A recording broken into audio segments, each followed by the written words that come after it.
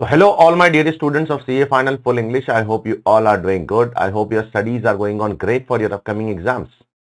So today we are going to start with revision of one of the most important and one of the biggest topic of your CA Final Direct Tax, that is capital gains comprehensive revision. So capital gains is a chapter which I will tell you well in advance. I have told you in the class also that this is a chapter which will come in question number 2 in the examination. A question of 8 to 10 marks might come from this chapter. Along with that, an MCQ can also come. So it's a topic which is of great importance for your examination. So let us start without wasting any further time. Comprehensive revision on the chapter of capital gains. The provisions of capital gains are given from section 45 to 55A. So these 11 sections covers the entire capital gains chapter. We all know that the first section of every head is generally a charging section. So here also the first section, that is section 45, is the charging section. Now in section 45 in capital gains there are two types of charging section. One is general charge, one is special charge. General charge is given under 45 subsection 1, and for special charging section there are many other subsections which we will see after some time. Now what does general charge has to say? General charge has to say four things. If four conditions are fulfilled, you will be covered under the general charging sections of capital gains, and you will be liable for tax as per the capital gains chapter. So what are you supposed to do? There has to be a capital asset. There has to be a capital asset. That capital asset you have to transfer. From transfer you should generate profits and gains. And then the profits and gains shall be chargeable in the previous year in which the transfer took place. So we need to understand the meaning of all these four terms one by one. Okay. So we will start with the first one. What do you mean by the term capital asset? The term capital asset is defined in section 2 clause 14 in two parts. Capital asset means something, capital asset excludes something. First we will see what does capital asset means, then we will see what does capital asset excludes. Capital asset means, point number 1, it means property of any kind held by an assessee whether or not connected to any business and profession. Any property which is held by you is a capital asset. Whether it is connected to business or not connected to business, it doesn't matter. The property can be tangible, intangible, movable, immovable, fixed, circulating. It can be any kind of property. Every property which is held by an assessee is a capital asset, irrespective of whether it is connected to business or not. Second point has 2 points. First, securities which is held by foreign institutional investors. If an FII is holding any security, that will always be called as stock in capital asset. That will never be called as stock in trade. Even if they are regularly selling, it will not be called as stock in trade. It will always be called as what? As a capital asset only. Similarly, one more amendment has come in Finance Act 2025 that if a security is held by AIF, investment fund, which is covered under 115 UB. So if an alternative investment fund, AIF, is holding securities, that security will also be always called as what? As a capital asset. And last but not least, if you are holding a ULIP, which is not exempt under 1010D. If it is exempt, then obviously it is not taxable. But if it is not exempt under 1010D, then it is a capital asset. And if it is a capital asset, you are liable to pay capital gains. How to pay capital gains, that we will see later on in this chapter. So this is the means part of the definition of capital asset. Now let's go to the excludes part of the definition of capital asset. What does capital asset exclude, sir? Capital asset excludes first of all stock in trade. Why? Because stock in trade is covered under PGBP. So therefore, you have to exclude stock in trade from the definition of capital asset. Second thing which is excluded from the definition of capital asset is something which is personal plus movable. Any item which is personal plus movable is excluded from the definition of capital asset. If any item is personal plus immovable, then it is a capital asset. If any item is movable plus business, then that is also a capital asset. But always remember, personal movable items are excluded from the definition of capital asset, but 6 items will always be capital asset irrespective of whether they are personal movable or not. Even though they are personal movable, 6 items will always be capital asset. First, painting. Second, jewelry. Third, drawing. Fourth, archaeological collection. Fifth, any other work of art. And sixth is sculptures. You can see those 6 items over here. These 6 items will always be called as capital asset irrespective of whether they are personal movable or not. It doesn't matter. Okay. Then come to third point, third exclusion. If you have a rural plus agricultural land plus in India. If land has to be rural, the land has to be agricultural and the land has to be in India. Sir, what do you mean by rural land? Rural land means a land which is located in a city or in a district whose population as per the last census in 2011 is less than 10,000 people. So any area, any district or any cantonment board whose population as per the last census is less than 10,000, that area will be called as what? As a rural area. The moment that area will be called as rural area, in that rural area, if there is an agricultural land in India, if you sell that, it is not subject to tax. Now, few more things. It means if the population is 10,000 or more, it will be called as urban area. Yes. So if the population is 10,000 or more, it will be called as urban area. Now, in this also there is a catch. If the population is 10,000 or more, but up to 1 lakh, then that area will be urban, plus 2 km land adjacent to that area will also be called as urban. Second, if the population is more than 1 lakh but up to 10 lakh, then that area will be called as urban, and 6 km land adjacent to that area will also be called as urban. And if the population is more than 10 lakh, then that area will be called as urban, and the 8 km land up to that area will also be called as what? Urban. This is what it is given over here. Now, next exclusion. There are some gold deposit bonds which are excluded by the government. And one last thing, deposit certificate under gold monetization scheme is also exempt. Sir, what is this deposit certificate? You have a physical gold, you give the physical gold and take a fixed deposit type of certificate. On that, they will also give you interest. That interest is also exempt, and capital gains is also exempt. No capital gains, no interest tax, no IFS. Both are tax. Both are subject to exemption. Now, there are some issues over here which I need to address. First, silver utensils are not subject to tax. Silver utensils are not capital asset. But yes, gold utensils are definitely capital asset. Further, if you buy some souvenir etc. for puja etc. for worshipping God, if you buy some souvenir, then those souvenir which is of gold or silver etc. then that are subject to tax. Those will be subject to tax. So this is what the definition of capital asset is all about. Now we will go ahead with the second part. What do you mean by profits and gains? The profits and gains for the purpose of section 45 subsection 1 has to be real profit. What kind of profit? Real profit. If you want to charge profit under 45(1), the profit has to be real profit. Real profit means what? The real profit means the profit has to be, the selling price must be actual. The selling price should not be FMV or notional.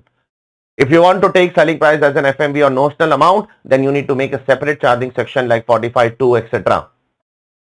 Selling price 45(2), 45(5) etc. where the selling price is notional, not actual. Special charging section has to be made. Then last point over here, then we will go ahead with the definition of transfer. Suppose I bought a land 20 years back, and 1 year back I made a building on that land. Now I am selling that land and building both. The land was bought 20 years back, but the building was made 1 year back. Now I am selling the entire consolidated structure. So whether that structure will be called as long term or short term. For that purpose, you have to segregate the consideration between land and building separately. Once you segregate, the building construction, the building sale consideration will be subject to short term capital gains because it was constructed 1 year back, and the land capital gains will be subject to long term capital gains because it was constructed long back. I hope it is clear to all of you. Now we will talk about the definition of what? Transfer. What is transfer? To tax capital gains, you need to transfer a capital asset. So definition of transfer is given in section 2, clause 47. Sir, what is transfer? Transfer includes sale. Transfer includes exchange. Transfer includes relinquishment. Sir, what is relinquishment? Relinquishment means to give up something. When you give up something, that is called as relinquishment. Transfer includes extinguishment. Extinguishment means something which is ceased to exist now. Something which is ceased to exist at your end. That is called as extinguishment. Then transfer includes compulsory acquisition. If any asset is compulsorily acquired, that is also a transfer. Then transfer includes conversion of a capital asset into stock in trade. If a capital asset is converted into stock in trade, then that is also transfer. Then in case of immovable property, the date of possession is considered as date of transfer. Date of possession is the most important date for the purpose of capital gains computation. Then in case of immovable property, I have told you in the class, in case of a cooperative society, all the flats are owned by the society, and the owner only is a shareholder who has the right to transfer the enjoyment of the property. So if you transfer any enjoyment of property, then that is also what? A transfer. It is written over here, and it is also written in this Supreme Court judgment. This judgment also talks about that only. That if you transfer the right to enjoy any property, then that is also considered to be a transfer as per the Supreme Court judgment of Seshaya Steels Private Limited, 2020.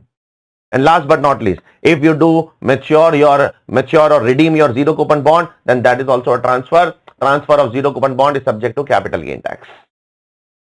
Now there is one more issue over here, that if there is a reduction in the share capital by a company, the share capital of the company is reducing, but without changing the shareholding pattern nor changing the face value of the shares. The face value of the shares remains at 10 and the pattern of the shareholding is same, 30%, 30%, 20%, 20%. But the overall shareholding has fallen. Whether that is a transfer, the answer is yes. That is also a transfer. If the overall shareholding pattern doesn't change and the face value doesn't change, but the shareholding reduces, that is also a transfer in the eyes of the law. As per the Supreme Court judgment, very recent important judgment, it is a PCID and another versus Jupiter Capital Private Limited 2025. I hope it is clear to all of you.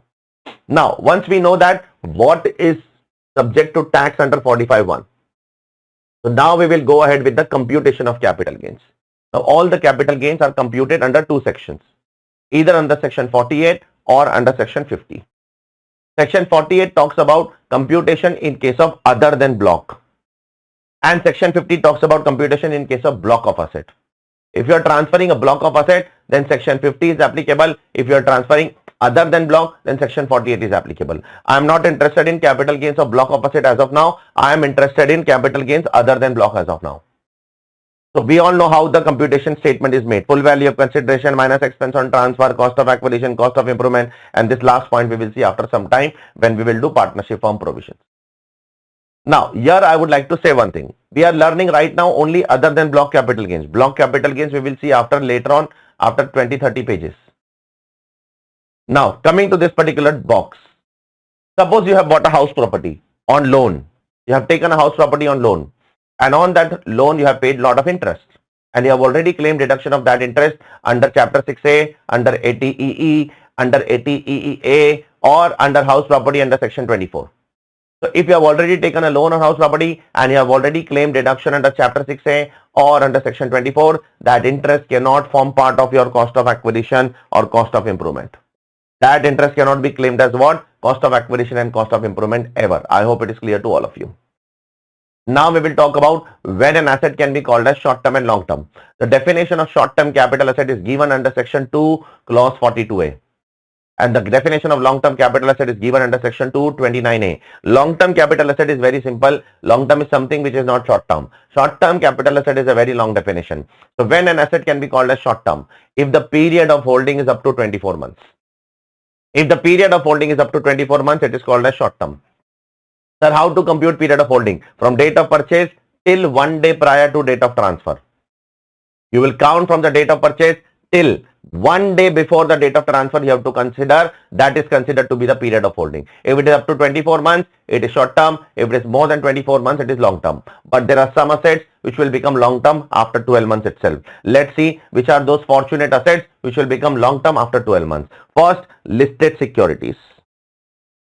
Listed securities, which will include listed shares, listed debenture, listed bond, listed government security, listed units. Units of business trust, units of AIF, units of securitization trust, derivatives. All these things, if these are listed, they will become long term after 12 months. Up to 12 months, they are short term. Above 12 months, they are long term. You all can comment below if you are understanding everything very nicely, please.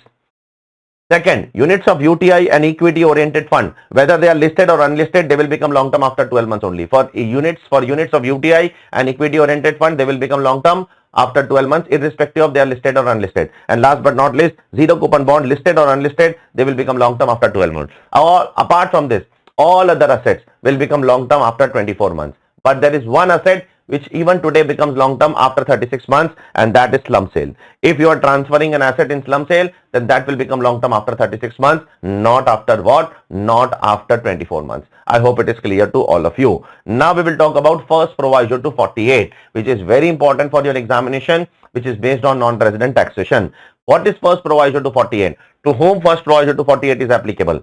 First proviso to 48 is applicable to a non-resident or foreign company. What are they doing? They are buying shares or debentures or bonds of Indian company. What are they doing? Non-resident or foreign company are buying shares and debentures or bonds of Indian company. Indian company, Whether that will cover government company also? Yes. Bonds, shares, etc. of government companies are also covered. Whether government is covered? No. Government is not covered. Government is not covered. RBI is not covered. RBI bonds, government bonds are not covered in this particular section. It has to be an Indian company. Okay.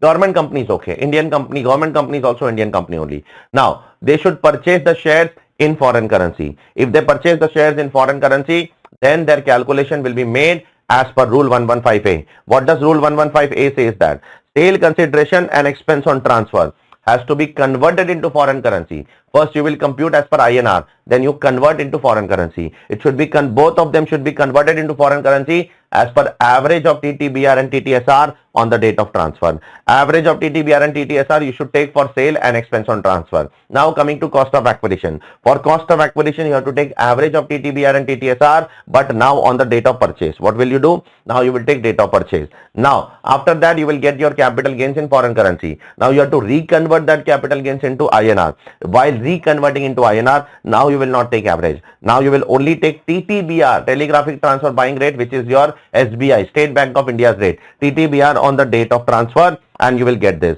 And you will do this particular exercise again and again. Even for reinvestment also, you are going to do this exercise. I hope it is clear to all of you. Whenever you will reinvest in India, that time also you will do this exercise only. I hope it is clear. This proviso is not applicable for equity shares which are covered in 112A. If your shares are covered in 112A on which you have paid STT, etc., then in that case you don't have to follow first proviso to 48. I hope it is clear. Let's move ahead to the second proviso to 48. The story of second proviso to 48 is almost close from 23rd of July 2024. What is second proviso to 48? Second proviso to 48 is nothing but your indexation. Now, indexation of the current year is 376. Okay. Current year indexation, you have to remember, rest they will give it in the exam in the form of table. You don't have to remember all those things. It starts from 2001, 2002. Now, what is indexation? Indexation is nothing but increase in the cost due to inflation. But from 23rd July 2024, you do not get indexation in any case except one case. Only one case you will get indexation. No other case you are going to get the indexation. We will talk about that one case in a while. Before that, we will talk about little bit about indexation also. Indexation, how to find out indexation? Index cost of acquisition is nothing but cost of acquisition into cost inflation index of the year of transfer divided by the cost inflation index in the year in which you have first acquired the asset, or 2001-2, that is if you have purchased before 2001. Index cost of improvement is also same thing. Now, if an asset is acquired before 2001, we all know that if you acquire an asset before 2001, what to do? In that case, your cost will be actual cost or FMB or is on 1 for 2001, whichever is higher. If it is acquired before 2001. Separately, we will do the discussion of what is cost of acquisition separately in next 5 minutes. If an improvement is done before 2001, then you will not get the deduction of the improvement. Improvement cost of improvement is only allowed if it is done on or after 1st April 2001. Any improvement done before 2001 is not subject to deduction. I hope it is clear to all of you. Next one, I will just keep it on hold for some time. I will discuss in today's session only, don't worry. Next point, I will discuss point number 2. The deduction of STT is not available under the income tax law. What do you mean by this? That the deduction of STT is not available. I mean, if you pay STT on purchase, you should not add to the cost of acquisition. And if you pay STT on sale, then you should not reduce from the full value of consideration. This is what I mean when I say the deduction of STT is not available. STT is not available under the income tax law. I hope it is clear to all of you. Now, from 23rd July 2024, we do not get indexation anywhere, but only one place they have given us what? They have given us an option. That is, if you are a resident individual in HUF, you need to be resident, or you need to be along with resident, you need to be individual or HUF. Second, you need to transfer land, building or both, any kind of land, any kind of building, residential, commercial or agricultural, any kind of land and building. Residential, commercial, that doesn't matter. The property has to be land or building. You need to transfer land on building. Plus, the land and building should be purchased before 23rd July and it has to be transferred on or after 23rd July. If these 4 conditions are fulfilled, the law is giving you 2 options. Option 1 will always be 12.5% without indexation. This is the by default option from 23rd July 2024. From 23rd July 2024, everybody has to follow this option only, 12.5% without indexation. But only for this case, you have one more option. That is, you can take 20% tax with indexation also, and whichever is more beneficial, whichever tax is less, you can pay that. But always remember, in option 2, if there is a loss, then that loss will not be allowed to carry forward and set off. In option 2, if there is a loss, we will not allow you to carry forward and set off the losses in option 2. I hope it is clear to all of you. Now coming to one landmark judgment of BC Srinivasa Setty, what has happened in this case, and based on this then we will see the definition of cost of acquisition. What has happened in BC Srinivasa Setty, sir? The SSC has sold his business. While selling his business, he also sold his self-generated goodwill. While selling the self-generated goodwill, the SSC said that the cost of acquisition of the self-generated goodwill is not applicable, but the department is saying it is nil. SSC asked where it is written nil. It was nowhere written at that time that it was nil. Therefore, the Supreme Court said that it is not nil because it is not mentioned in the definition of cost of acquisition. Therefore, it is not applicable, and sale consideration minus cost of acquisition not applicable is not determinable. And therefore, the Supreme Court gave a landmark judgment that whenever computation mechanism fails, the charging section cannot be applied. Whenever computation mechanism fails, the charging section cannot be applied on the SSC.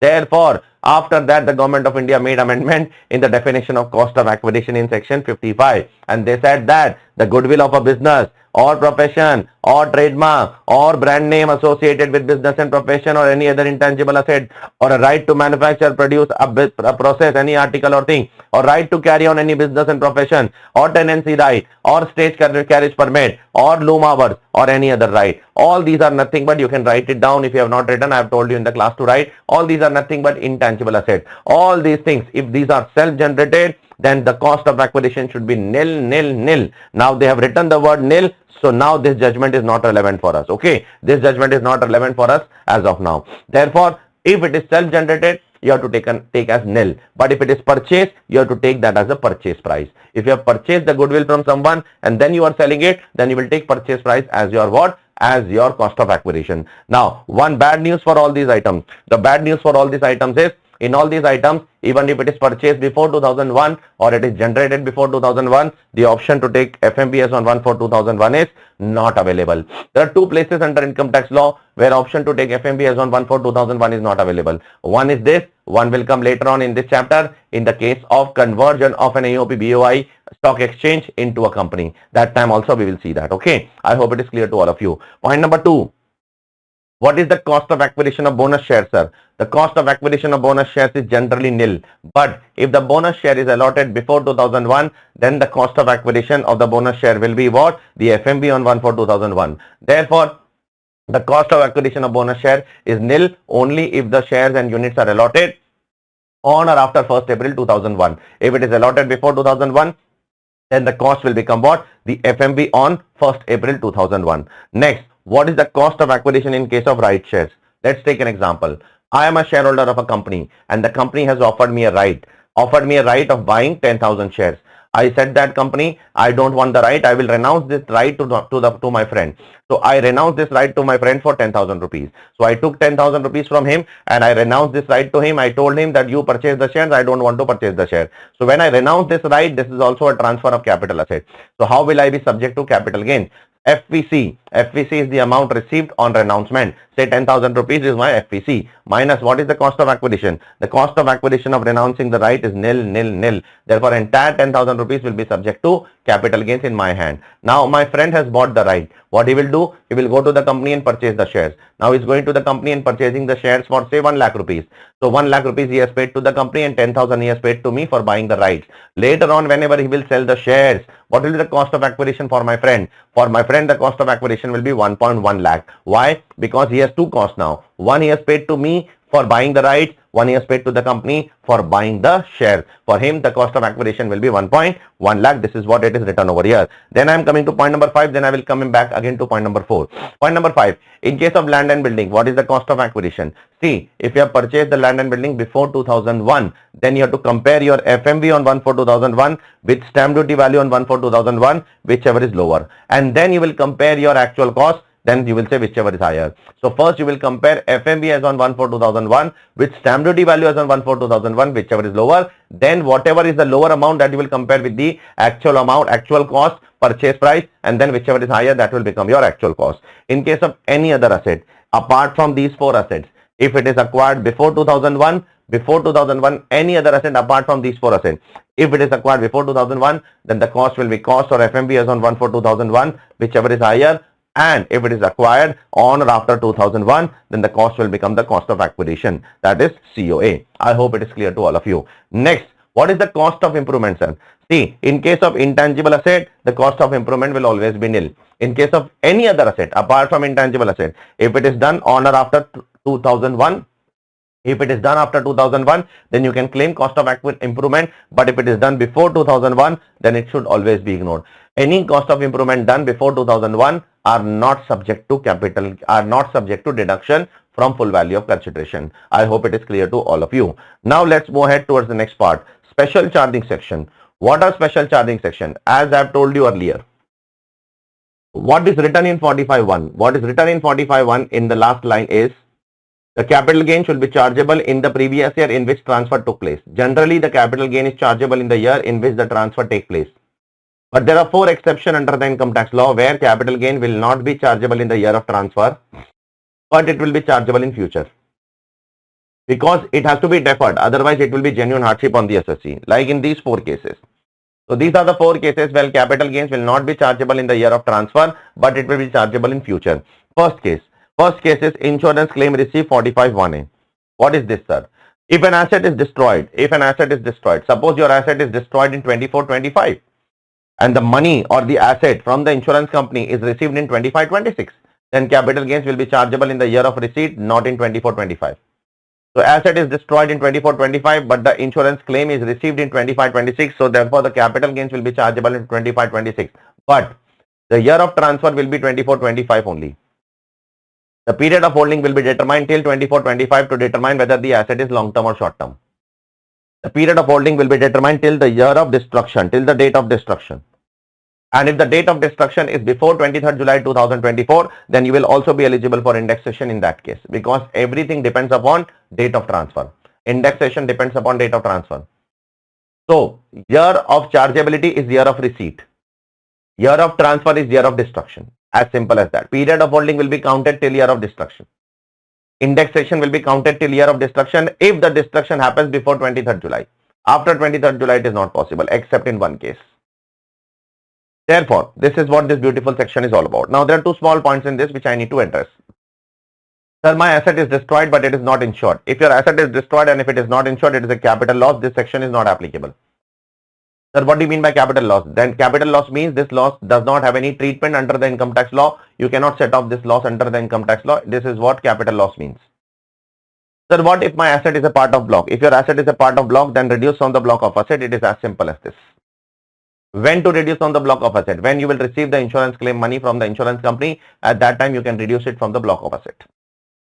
So this is what this first exception is all about, where the chargeability is deferred to future. Second exception, conversion of capital asset into stock in trade. We have already seen in the definition of transfer, conversion of capital asset into stock in trade amounts to what? Amounts to transfer. So if you convert a capital asset into stock in trade, it is a transfer, but the charge of tax will not be now. The charge of tax will be year in which you will sell the SIT. Whenever you will sell the SIT in that year, you will be liable to pay tax under 2 heads. One under capital gains, one under PGBP. For example, in 2010, you purchased a jewelry for 1 lakh rupees. In 2015, you converted that into a stock in trade. So 2015 will be the year of conversion. The 2015 will be considered as year of transfer. But you sold that stock in trade in 2025. So the PGBP as well as the capital gains will be chargeable in 2025. But the period of holding will be counted till 2015 only. The indexation will be taken till 2015 only. Because 2015 is the year of conversion and year of conversion is the date of transfer. So how capital gains will be charged? Every capital gains as well as PGBP will be charged in the year of sale of SIT. First, capital gains will be FVC, FMB on the date of conversion. Whatever is the FMB of the asset on the date of conversion minus cost of acquisition or index cost of acquisition. Period of holding will be counted from date of purchase till the date of conversion. Sir, how SIT will be computed? PGBP will be computed. PGBP will be sale of SIT, sale price of SIT, at what price you are selling the stock in trade, minus whatever you have taken as FMB on the date of conversion. That will become the cost over here. That will become the cost for PGBP. So 5 lakhs, 10 lakhs, 20 lakhs. That 10 lakhs is the most important amount. 10 minus 5 is the capital gains. 20 minus 10 is your PGBP. As simple as that. 10 minus 5 can also be subject to indexation if it is long term. I hope it is clear. What if any part of SIT is sold? If part of SIT is sold, then capital gain will also be charged proportionately. It will not be charged completely. If you are not selling the complete SIT, suppose there are 10 flats which are converted from capital asset into stock in trade. Out of that, only 7 flats are sold.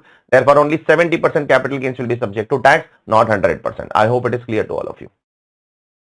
Now, let's talk about the reverse situation. When a SIT is converted into capital asset, let's take an example, reverse of above. Suppose this is 25-26, this is 28-29. Earlier, we bought one jewelry of 1 lakh rupees that is considered as SIT, stock in trade. Now, we are converting that SIT into capital asset. The fair market value of the SIT is 5 lakh rupees on conversion.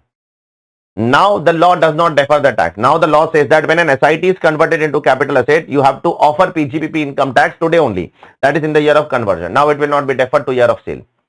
Today only you have to show 5 lakh as sale, 1 lakh as cost, 4 lakh offer as PGBP income under section 28. Later on, when you will sell the capital asset, that time you pay capital gains. The period of holding will be counted from the date of conversion. The cost of acquisition will also be the FMV on the date of conversion. 5 lakh will be counted as cost of acquisition for this capital asset, and the period of holding will also be counted from the date of conversion, as simple as that.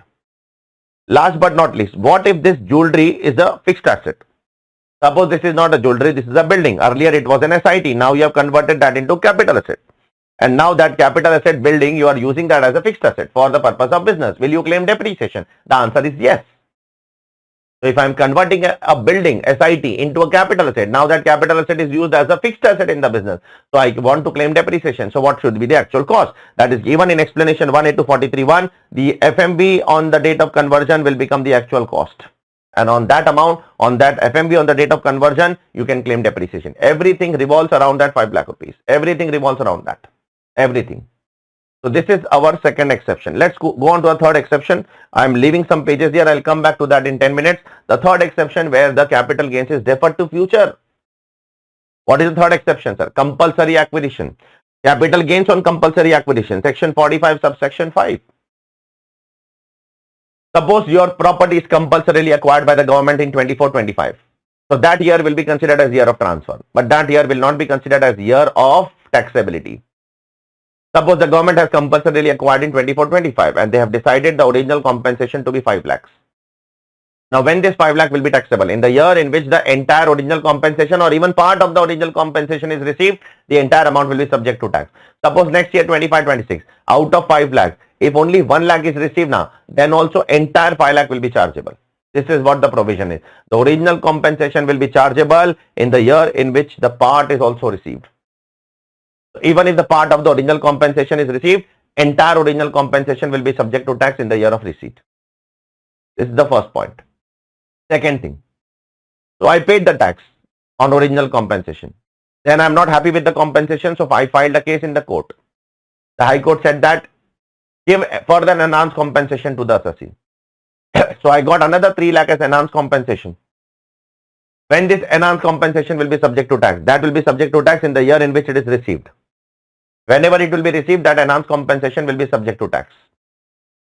What will be the nature of this enhanced compensation? The nature of the enhanced compensation will depend upon the nature of what? Will depend upon the nature of the original compensation. If the original compensation is long term, then the enhanced compensation is also long term. And if the original compensation is short term, then the enhanced compensation is also short term. Then, suppose while fighting the case, if the assessee dies, he expires, he is dead, and if it is fought by the legal heir of the assessee, so what will happen in the hands of the legal heir of the assessee? In the hands of legal heir of the assessee also it is subject to tax, it is not subject to exemption. Legal heir will also have to pay the tax, there is no exemption over here. Sir, what is the cost of acquisition of enhanced compensation? Nil. Generally the cost of acquisition of enhanced compensation is 0. But if you have fought the case and you have incurred some legal expenses, you can reduce the legal expenses from enhanced compensation. Only legal expenses are allowed to be removed from enhanced compensation, no other expenses. Next,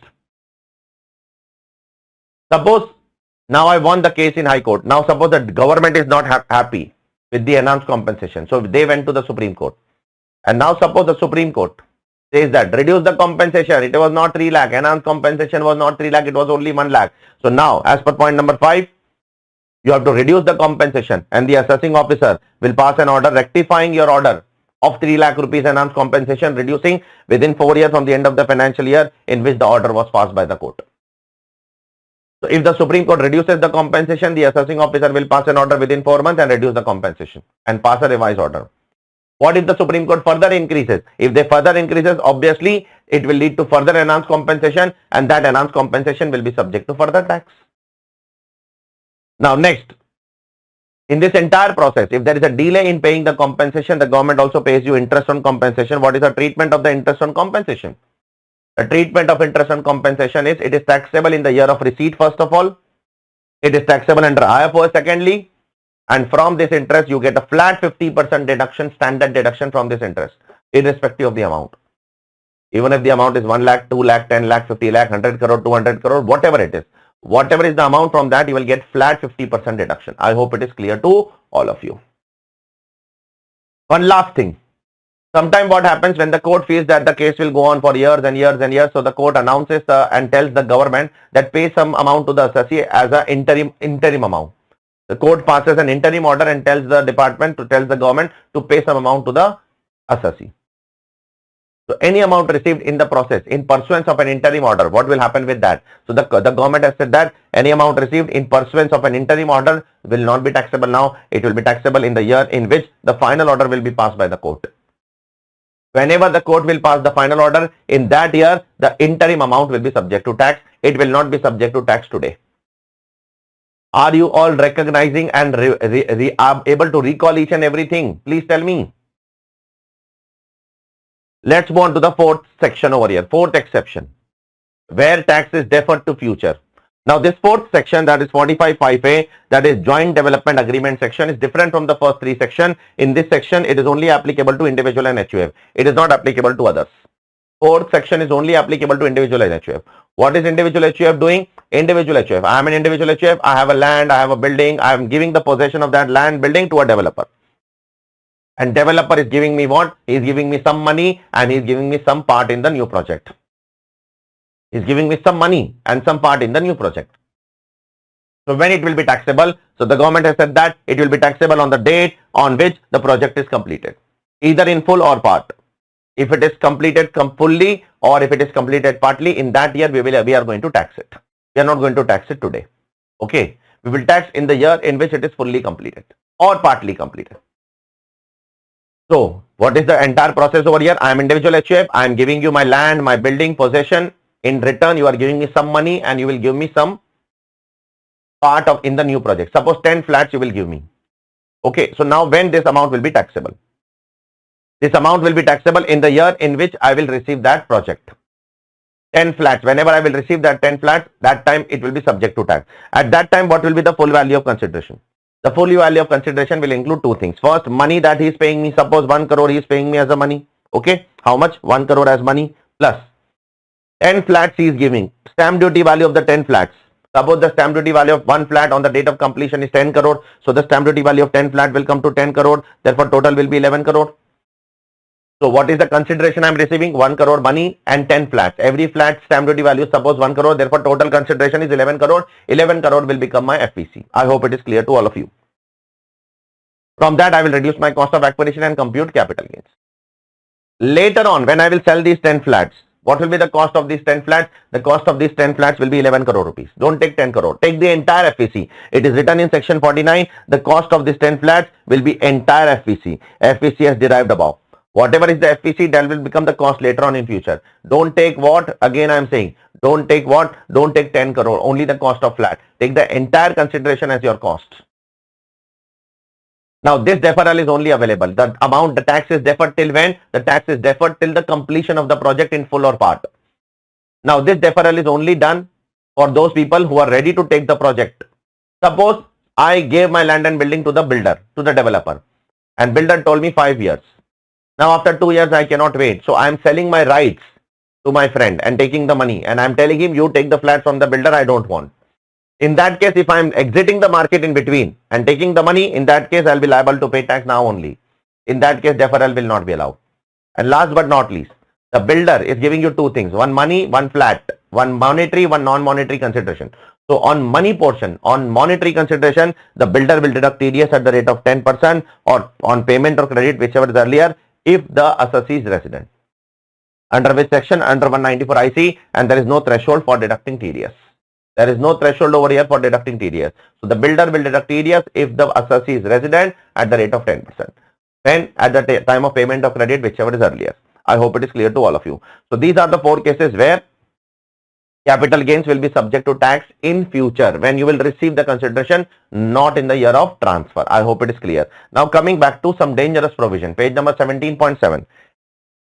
Section 45.3. What is 45.3? When a partner gives something, transfers something to the firm, the partner will be liable for capital gains.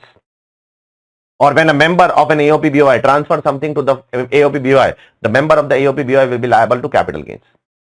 So what will be the full value of consideration in the hands of partner? It will be the amount recorded in the books of accounts by the firm. Whatever is the amount recorded in the books by the firm, that will become the full value of consideration for the partner for the purpose of this section. So suppose the partner is giving the firm, is transferring the firm, what? Say partner is transferring the firm some jewelry as a capital contribution. So the partner will be liable to tax as per 45.3. So what will be the cost of, what will be the FVC for the partner? It will be the amount recorded of that jewelry in the firm. I hope it is clear. Now coming to some dangerous provision, which is slightly difficult to explain without the help of those 3 CBDT big circulars, which we have done in our regular batch, exam oriented batch, and even we have done it in our practical question batch. But still I will try to explain to the extent it is possible from my side. That is section 9B and section 45.4. First we will talk about 9B. 9B is applicable on dissolution or reconstitution of the firm. Sir, what is reconstitution of the firm? First of all, we need to understand the definition of reconstitution of the firm. Reconstitution of the firm means when one or more partners ceases the firm. They leave, they retire. Or if one or more partners are admitted in the firm. Or nobody is retiring, nobody is admitting, only the PSR of the firm is changing. Only the profit sharing ratio of the firm is changing. Nobody is retiring, nobody is coming. So that is called as what? That is called as reconstitution. Reconstitution means some kind of change. One is retiring, one is admitting, or there is change in PSR. Now, so if there is a reconstitution or dissolution. Now in this entire example, I will be firm, you will be partner, I will be firm, you will be partner. Please keep this thing in your mind. And the entire taxability is in the hands of firm, not in the hands of partner. Partner has nothing to do in this chapter, in this section. So I am a firm, you are a partner, and I am giving you on dissolution or on reconstitution. There is a dissolution or there is a reconstitution, and I am giving you capital asset or stock in trade. Why I am giving you capital asset stock in trade? Because there is a dissolution or reconstitution. Then it is deemed to have been transferred by the firm to the partner. And the firm is liable to pay tax under capital gains or PGBP. For stock in trade transfer, PGBP. For capital asset transfer, capital gains. So what will be the FVC, sir? What will be the consideration? The consideration will be FMV of the capital asset, or SIT will be considered as full value of consideration. So for SIT, I will take the FMV, and for capital asset also I will take FMV. SIT will be subject to tax under PGBP, and capital gains will be subject, and capital asset will be subject to tax in capital gains. As simple as that. So what is the firm transferring? The firm is transferring capital asset or stock in trade. Why the firm is transferring? On dissolution or reconstitution. Who is liable to tax? Firm is liable to tax. What is the FVC? That I have told you, FMV. Now coming to 45.4. In 45.4 also I am firm, you are partner, I am firm, you are partner, I am firm, you are partner. Again I am giving you something. Why? Because there is a reconstitution. In 45.4 there is only reconstitution. In 45.4 there is no dissolution. Secondly, in 45.4 I am giving you money. In 9B I was not giving you money. In 45.4 I am giving you capital asset also. In 9B I was also giving you capital asset. So what is common in both the section? Capital asset. What is uncommon in both the section? Here it is money, there it is SIT. Now how much capital gains will be chargeable in the hands of firm? Firm will be liable to capital gains with the formula, that is A is equal to B plus C minus D. Now what is B? B is nothing but A is your answer. A is your answer. B plus C minus D is your computation mechanism. What is B, sir? B is the money received by the partner. There are two things you are giving in this section, money and capital asset. C is the FMV of the capital asset. And D is the balance in the partner's capital account. Whatever is the balance in the partner's capital account, whichever partner is retiring, etc., that partner's capital account you have to take. Now, while taking this B plus C minus D, if the answer is coming to negative, then take it 0. If B plus C minus D is coming negative, it can come negative also, then take it 0. Okay, I hope it is clear. Similarly, while taking the balance in the capital account in point number D, do not take increase in the capital account due to revaluation. Don't take any revaluation. Don't take any self-generated goodwill. Don't take any other self-generated asset. Don't take that. Sir, whether 9B and 45(4) both will operate together? Yes. CBDT has issued a circular. Both will operate together. First 9B will operate and then 45(4) will operate. First you compute as per 9B and then you come to 45(4). Now the most important point over here is point number D. How to compute D? Don't take D directly. You have to do one exercise which CBDT has said in the circular if you remember. First you compute capital gains and PGBP as per 9B. Have you done that? Done. Find out the tax as per 9B. Find out the tax as per 9B. Then you increase the accounting profit. Whatever asset you are giving to the partner now, whatever asset you are giving to the partner who is leaving, you that much asset you are supposed, that much profit you have to increase if you have revalued that asset. Whatever is the revalued profit. In our example, in a book, if you remember, we were giving the book value of the land was 10 lakh and we were issuing the land to the partner at 50 lakh. Therefore, 40 lakh was increase in the accounting profit. So, increase your accounting profit by 40 lakhs. From that, reduce the taxes paid under 9B. Whatever is the profit left, then that divide between all the three partners and then that you have to take in point number D. Be very careful. While doing D, do not take D directly. First, increase the accounting profit, reduce the taxes as per 9B, whatever is amount is left, then segregate between all the partners and then compute point number D. I hope it is clear.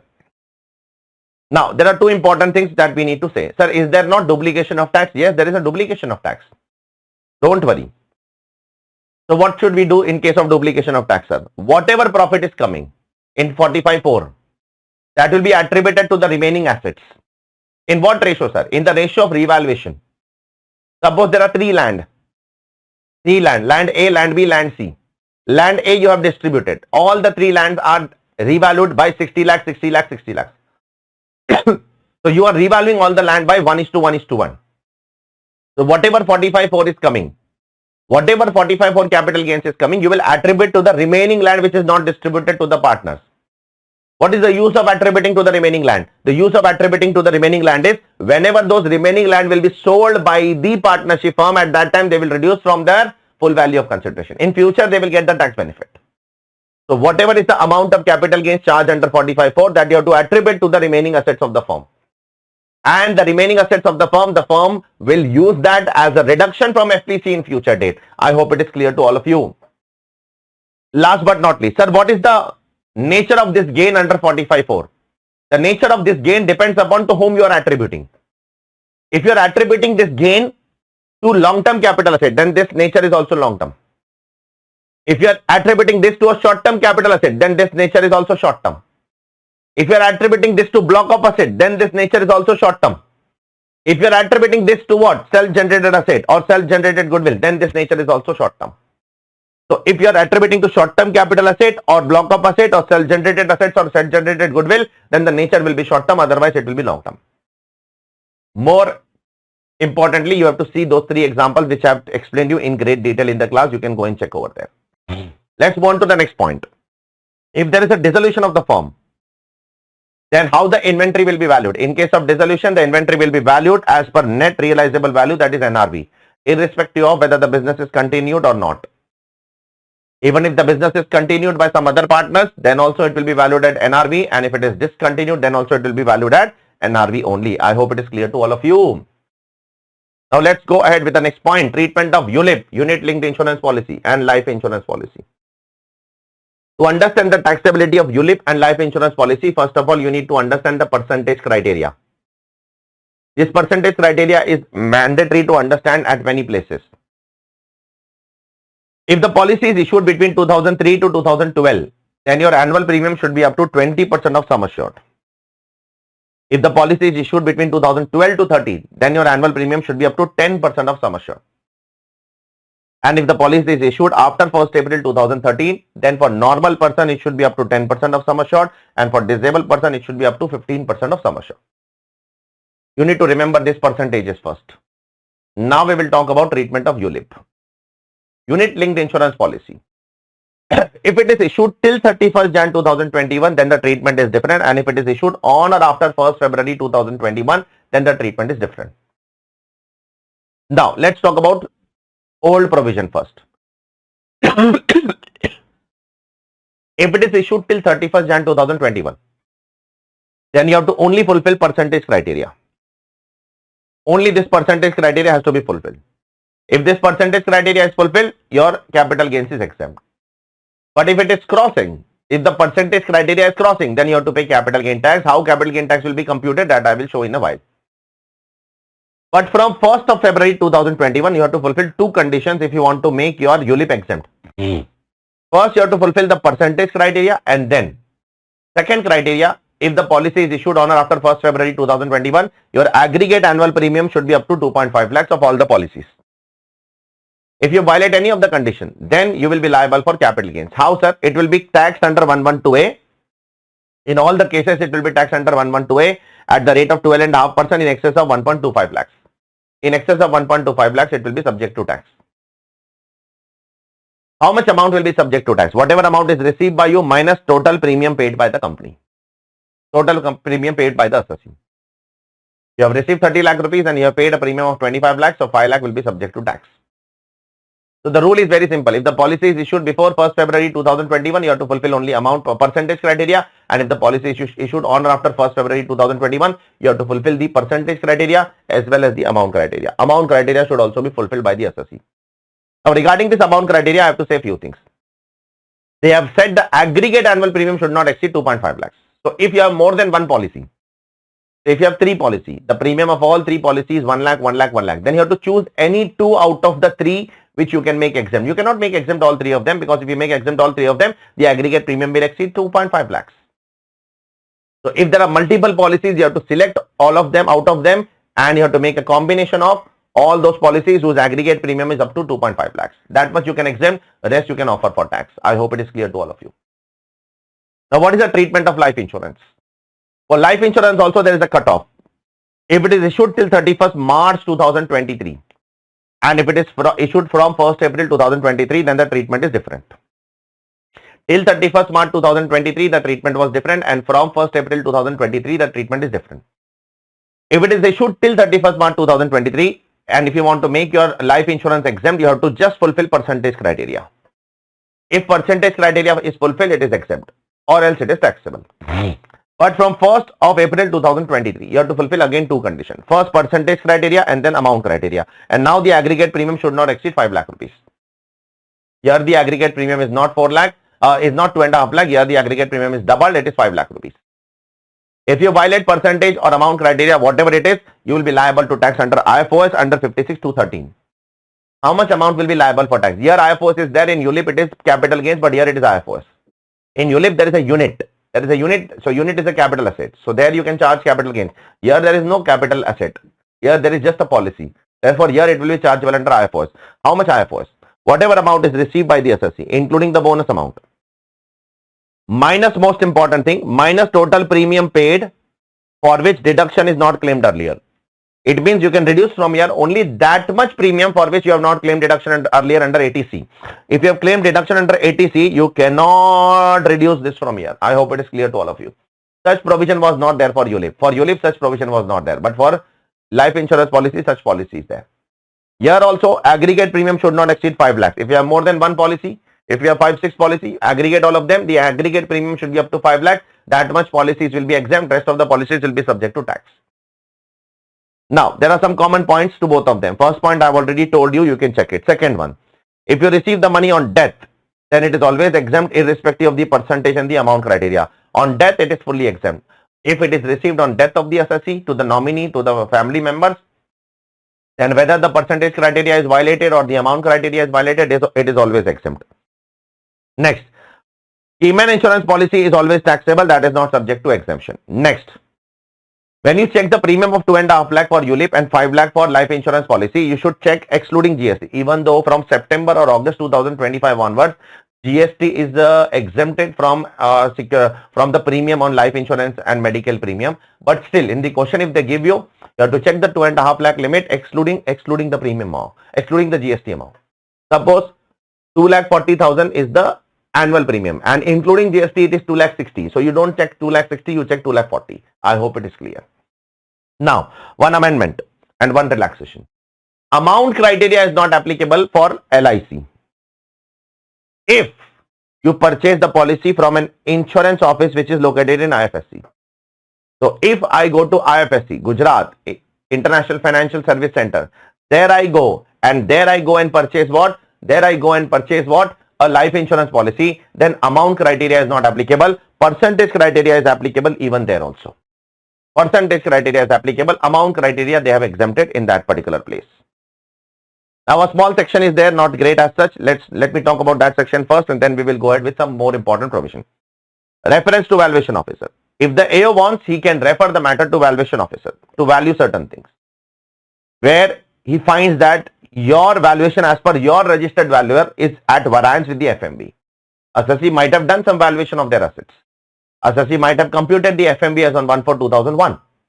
But the assessing officer feels that he is of the opinion that this is at variance with FMV. So he can refer the matter to valuation officer. He can refer the matter to valuation officer in many other cases, like where he is of the opinion that the difference is more than 15% or the difference is more than 25,000, whichever is lower, or in any other circumstances or cases where it is necessary so to do. So wherever it is necessary for the assessing officer, he can refer the matter to what? To valuation officer. I hope it is clear to all of you. Okay. So let's go ahead with the next part, which is very important part, that is 50C. 50C we are going to do now. What is 50C, sir? 50C talks about capital gains. Capital gains in case of what? In case of transfer of land and building, that is immovable property. If you transfer land and building, how will you compute capital gains? How will you compute FVC? The FVC will be the actual sale consideration or stamp duty value, whichever is higher. But you will take this only if the difference is more than 110%.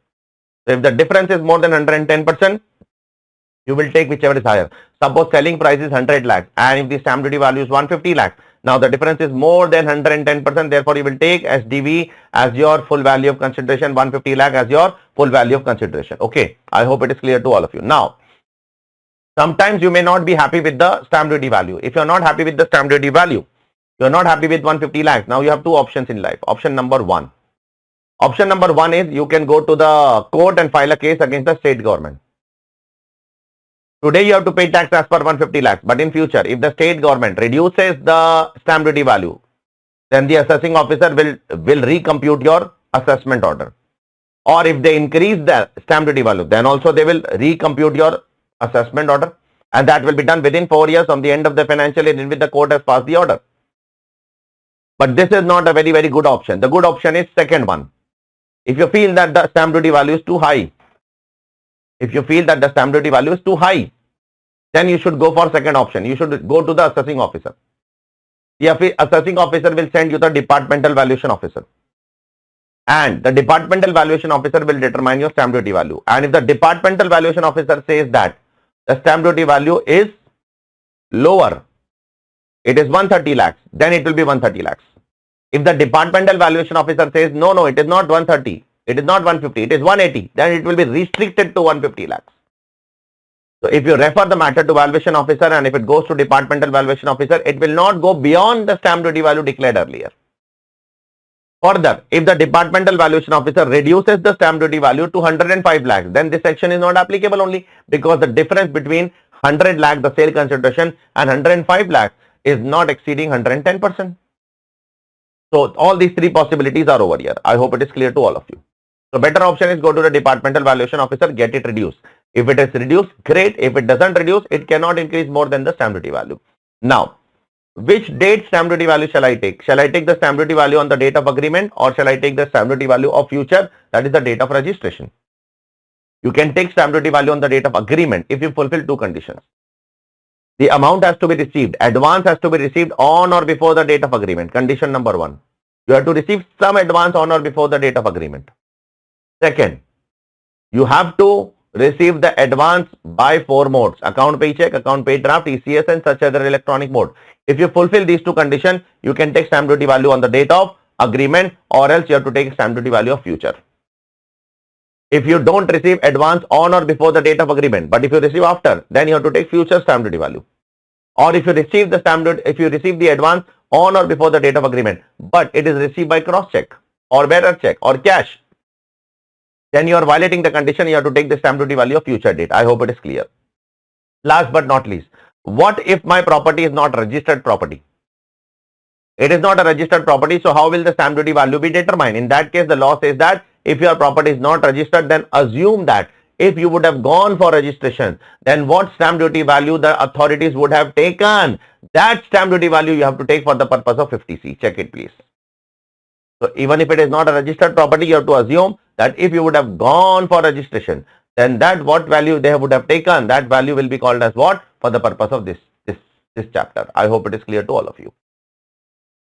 Now coming to next section, 50CA. Sir, what is 50CA? It is transfer of unquoted shares. If you are selling unquoted shares, unlisted shares, then in that case the FVC will be selling price or FMV of the unquoted shares, whichever is higher. The selling price will be what? FMV or actual selling price, whichever is higher, that will become your full value of consideration. There is only one exception for whom this section is not applicable. This section is not applicable if the NCLT has made an application. If the central government has made an application to NCLT to suspend board of directors, appoint new directors, and the shares so received in pursuant to resolution plan by NCLT, for in that case this provision is not applicable. This section also comes in, this discussion also comes in section 79, which we'll see later on in the chapter of set off and carry forward. Now, what is 50D? 50D is a special provision where you say that I am not able to determine my sale consideration. Suppose you sold your house and in return you have got some antique as a consideration for which you cannot compute. It is not possible to compute the value. It is not possible to value that particular asset. You have got something which is invaluable. You have got something which cannot be valued in terms of money. Then how will I determine the consideration? So in that case 50D is relevant. 50D says that where the consideration is not ascertainable or cannot be determined, then the FMV of the said asset means the FMV of the house transferred. What you are transferring, not what you are getting. What you are getting, that FMV you cannot determine. So take the FMV of the asset which you are transferring. So whatever is the FMV on the date of transfer of the asset transferred, that will become the full value of consideration. I hope it is clear to all of you. It's clear. Now let's move on to the next section, 50AA. 50AA covers 4 assets which will always be short term now.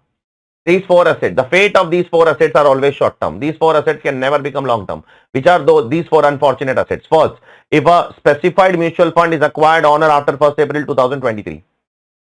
Sir, what is a specified mutual fund? Specified mutual fund is nothing but a debt mutual fund in which more than 50-65% of the total money is invested in debt or money market instruments. So if more than 65% of the money is invested in the debt or money market instrument, it is called a specified mutual fund.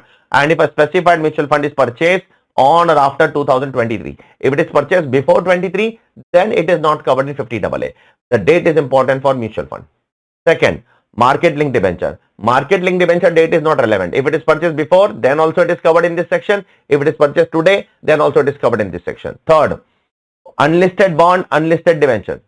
For them also date is relevant if it is transferred or matured or redeemed on or after 23rd July. So be very careful. For mutual fund, you have to check when it is acquired. For market linked debenture, don't check anything. For unlisted debenture and unlisted bond, check if it is transferred on or after 23rd July. These 4 assets will always be short term. Always be short term, irrespective of the period of holding. Computation mechanism is same only. STD deduction not allowed, all those things same. But these 4 assets will always be called as what? As a short term capital asset. I hope it is clear. Let's move on to the one of the most important provision of this entire chapter. Nothing is more important than this section. In the entire capital gains, this is the most important provision, that is slump sale. So what is a slump sale? A slump sale is defined under section 2 clause 42C. What is slump sale, sir? Slump sale means transfer of an undertaking of a business. I have a business in which there are a lot of divisions. I am transferring one of the division for a lump sum consideration. I am not interested in individual calculations of the assets. I am transferring the entire unit, entire division of my business for one lump sum consideration without assigning individual values to any asset and liabilities. Yes, only for the purpose of stamp duty value, I will mention in the deed that the land stamp duty value is this much, the building stamp duty value is this much, because that is the state government requirement. Apart from land and building, I will not mention the value of any other assets and any other liability in my deed. Nothing will be mentioned. Everything will be for a lump sum basis. Okay. So when a slump sale will be considered to be long term, I have told you earlier also. This is an only exception which will become long term after 36 months. If the undertaking is held for more than 36 months, it will be long term. If the undertaking is held up to 36 months, then it will be called as short term. So how slump sale is computed? Same, sale consideration minus cost of acquisition, which will be the net worth of the undertaking, that will make your long term or short term capital gains. First we will see the cost and then we will see the sale consideration. Sir, how to compute the cost of acquisition? Cost of acquisition in case of slump sale is nothing but net worth of the undertaking. Sir, how to compute the net worth of the undertaking? For net worth, all the assets. Net worth is nothing but all assets minus all liabilities. Aggregate of total assets of the undertaking transfer, whichever undertaking you are transferring, take the assets of that undertaking minus take the liabilities of that undertaking, and then the difference will be considered as net worth. For this purpose, all the assets are divided into 4 categories. First, depreciable asset will be valued as per the WDV as per the Income Tax Act. Income Tax Act 43 clause 6 WDV you have to take as per the Income Tax Act. If the asset transfer is 35 AD asset, then you have to take nil. If the asset transfer is self-generated goodwill, you have to take nil. Other assets, you have to take book value. I hope it is clear. For liabilities, you have to take book values. Book value, book value, book value. For assets, don't take revaluation. Revaluation is not allowed. For contingent liabilities, do not take in the net worth. Only actual liability will come in the net worth. That too at book value, contingent liability will not come in the net worth. I hope it is clear to all of you. Now, sir, this undertaking might have some losses, might have some UAD, sir, that will also be transferred to the new undertaking? No, that will be continued to be carried forward and set up by the company itself. Okay, it will not be given to the transferee, it will be kept with the transferor only. Now, so how you will divide the assets? 4 category. Depreciable asset, income tax WDV 35 AD nil, self-generated goodwill nil, any other asset book value. Liabilities book value. Then you take the difference, you will get the net worth. Now coming to what? Sale consideration. For sale consideration, the law has made one rule, Rule 11 UAE, and in that you have to compute 2 FMVs. FMV1, FMV2, whichever is higher. Whichever is higher, that FMV you have to take. Check here. As per Rule 11 UAE, FMV1 or FMV2, whichever is higher, for that they have prescribed a rule. Sir, what is FMV1? FMV1 is the FMV of the asset and the liability which we are transferring. Whatever we are transferring now, that asset's FMV is FMV1. So what is FMV2? FMV2 is the value of the assets and what we are receiving. We might receive money, we might receive non-monetary consideration. Therefore, let's compute FMV1. Again, I am saying, what is FMV1? FMV1 is the asset and the liabilities that we are transferring. How to compute? A plus B plus C plus D minus L. A, B, C, D are asset, L is liability. Now I will talk about B, C, D first. What is B? B is FMV of jewelry and artistic work based on valuation report. What is C? C is FMV of shares and security as per Rule 11 UA, which will come later on in IFSC. D is stamp duty value as per of the immobile property. So B covers jewelry and artistic work, you take FMV. C covers shares and security, you take FMV as per Rule 11 UA. And D covers stamp duty value, you take immobile property. Apart from that, all other assets will come in A. All. For all other assets, take book value. Other than jewelry and artistic work, already came. Other than shares and security, already came in C. Other than immobile property, already came in D. For rest, all assets take book value, but don't take 2 things. Do not take income tax. Do not take fictitious assets like miscellaneous expenses, preliminary expenses. Those are fictitious assets. Don't take that. I hope it is clear to all of you. Do not take those 2 things. Okay. I hope it is clear. Now, so B, C, D covers 2 assets and then 1 asset, and then rest of the assets are covered in A, and in A they have removed 2 things, income tax and fictitious assets. What is liability? For A, B, C, D over now minus L. Liability, take book value of all liabilities, but do not take the following assets. Following liabilities. First, do not take paid up capital. Do not take dividend amount set apart where such dividend have not been declared in the AGM before the date of transfer. Do not take reserves and surplus, but in reserves and surplus take this, other than those set apart towards depreciation. This you have to take. This you have to take. Then don't take provision for tax. Then don't take uncertain liabilities. Then don't take contingent liability, but in contingent liability take arrears of dividend in respect of cumulative preferences. That you have to take. Arrears of dividend in case of cumulative preferences, that you have to take for the purpose of calculation. This is your L. A plus B plus C plus D minus L. What are these values? These values are of the asset and liability that we are transferring. We are also using these items in calculation of our net worth. In net worth also we are using these calculations. Yes, the parameters might be different. The parameters might not be same everywhere. The parameters might be different. But in net worth also we are using these items. Now what is FMB2. FMB2 is the consideration that we are receiving. E plus F plus G plus H is FMB2. Sir, what is E? E is money. E is money that you are receiving. What is FGH? FGH is immovable property and other assets. What is F? F is FMB of non-monetary items referred in Rule 11 UA. So whatever items is mentioned in Rule 11 UA, compute as per Rule 11 UA. Point number G. What does G cover? G covers other than immovable property because immovable property is covered in H, and other than assets covered in Rule 11 UA because that is covered in F. So G covers other than F and H. Whatever is not covered in F, whatever is not covered in H will come in G. For that you have to take FMB of assets. So it's very simple. E is money. F will cover FMB of those assets which are covered in Rule 11 UA. G will cover FMB of those assets which are not covered in Rule 11 UA and other than immovable property because immovable property is covered in H. And for immovable property you have to take stamp duty value. I hope it is clear to all of you. So this is how you will compute your FMB2.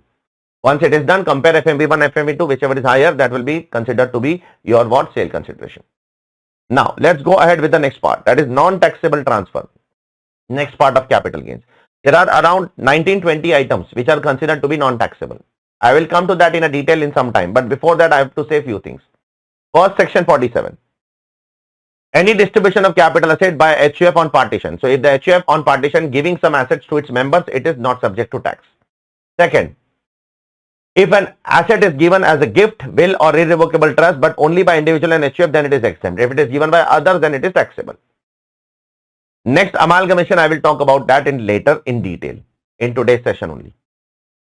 Next, if an asset is given by holding company to subsidiary company, or if an asset is given by subsidiary company to holding company, it is fully exempt subject to two conditions. First of all, the holding subsidiary relationship has to be 100% holding subsidiary. Second, the recipient company has to be Indian company. If a holding is giving to subsidiary, then subsidiary should be Indian company, and the subsidiary is giving to holding, then the holding should be Indian company. If the recipient is Indian company, only then this benefit is available. Further, for the next 8 years, two conditions have to be fulfilled. Otherwise, whatever capital gain is exempt today, that will become taxable. 8 years, the transferee, the recipient company, should not convert the capital asset into stock in trade. 8 years, it should not convert into capital asset into stock in trade. Second, for 8 years, 100% holding relationship, subsidiary relationship has to be there. 100% holding subsidiary relationship should be there for a period of 8 years. If these conditions are fulfilled, capital gains will be exempt. Again, I am saying holding sending to a subsidiary, subsidiary sending to holding, the recipient has to be Indian company. And the relationship should be 100%. And for 8 years, they should not convert the capital asset into stock in trade. And for 8 years, they should not cease to be 100%. I hope it is clear. One last point I will say in a while in great detail in succession in 4713, 14 and 413B. Now, why I am saying all these things? I am saying all these things to not teach you section 47 now. Section 47 we will do in great detail now. Amalgamation is going to come in great detail. And demerger is going to come. Succession is going to come. All these things will come in great detail now. I am saying all these things to explain you section 49, cost of acquisition. I received an asset as a gift from my father. What is the cost of acquisition in my case? Cost to the previous owner. That is written in 49.1. My cost will be the cost to my father, cost of acquisition of the previous owner, cost of improvement of the previous owner, and cost of improvement of the current owner. These three costs will become my cost. If an asset is acquired by way of what? Gift, will, partition of HUF, amalgamation, demerger, succession, all these things. Holding subsidiary, subsidiary holding. So in the hands of the recipient, the cost will be the cost to the previous owner. What if the previous owner has also acquired by way of gift? My father has given the gift to my mother has given the gift to me. So in that case, I will take the cost of that previous owner who has paid the money from his pocket. So I will take the cost of acquisition of my father, not of my mother. I will not take the cost of acquisition of my mother. I will take the cost of acquisition of my father. I hope it is clear to all of you. Next, whether the asset is long term or short term, for that period of holding will be counted from where? My father has purchased in 2005. My father gave me in 2025. I sold in 2026. The period of holding will be counted from 2005 only. The period of holding will be clubbed as per explanation to section 242A. In case the asset is acquired by way of gift, will, etc., the period of holding of the previous owner shall also be included. It shall also be clubbed. Now coming to the most important point. Indexation I will get from where? My father purchased the asset in 2005. He gave me asset in 2022. I am selling in 2025. I will take indexation in the denominator of which year? If indexation is available. Indexation is anyways available only in one case now. So in this there are two options. As per Income Tax Act, you will take indexation in the denominator of the year in which you receive the asset, that is of 2022. But as per the Bombay High Court judgment in the case of Manjula Jesha, indexation has to be taken of the previous owner when your father acquired, that is 2005. So Manjula Jesha says that the indexation has to be taken of the previous owner. The income tax says that the indexation has to be taken of the current owner. What should we do in the examination? You can do both the things. You can write one answer and another answer as an alternate answer. That's what ICAI has been doing. Next one. Very important case laws over here. RM Arunachalam Supreme Court. Aditya Kumar Jajodia Calcutta High Court. Very important judgment. What has happened in this case? There was an assessee who purchased what? Who purchased one property of 10 lakh rupees, for example. After that, he has taken a loan. He has mortgaged that property. He has taken a loan on that property of 8 lakh rupees. Now, after that, the father dies.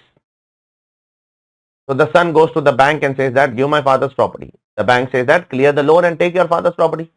So the son cleared the father's loan and took the property. Now he is selling the property. So the question is whether the clearance of loan will also be considered a cost of acquisition. The court has said that yes, whatever loan is repaid by son for clearing the title, for clearing the encumbrance which is created by father, that is also a cost paid by the son, and therefore that will be allowed as deduction. So whenever you receive a property on which there is an encumbrance, and if you clear that title, that will be allowed as deduction. So one assessee by the name called as VSMR Jagdish Chandran, what he started doing? He started thinking like that. He bought a property, he took a loan, then he did not die. He himself wants to sell the property, so he cleared the loan and he is claiming the deduction. The court said no. The facts of the RM Arunachalam cannot be applied here. That was a very specific case where the property was acquired from someone else.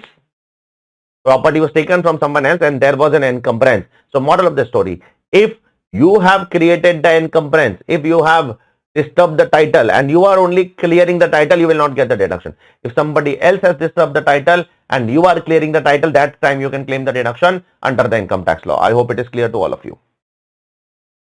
Now let's go ahead with the next part, which is a very big part, that is taxation of amalgamation. How amalgamation is treated under the income tax law. What do you mean by the term amalgamation? First of all, the term amalgamation is defined under section 21B. Sir, what is amalgamation? Amalgamation is nothing but merger of one company with another company or merger of two or more company with another company, and they have to fulfill two conditions. Condition number one, all the properties and liabilities of the amalgamating company should be transferred to the amalgamated company. All properties of amalgamating company should be transferred to amalgamated company. Condition number one. Condition number two. At least 75% of the shareholders of the amalgamating company shall continue to become the shareholder of the amalgamated company. At least how much? At least 75% of the shareholders of the amalgamating company in value, not in head count, in value, should become the shareholder of the amalgamated company.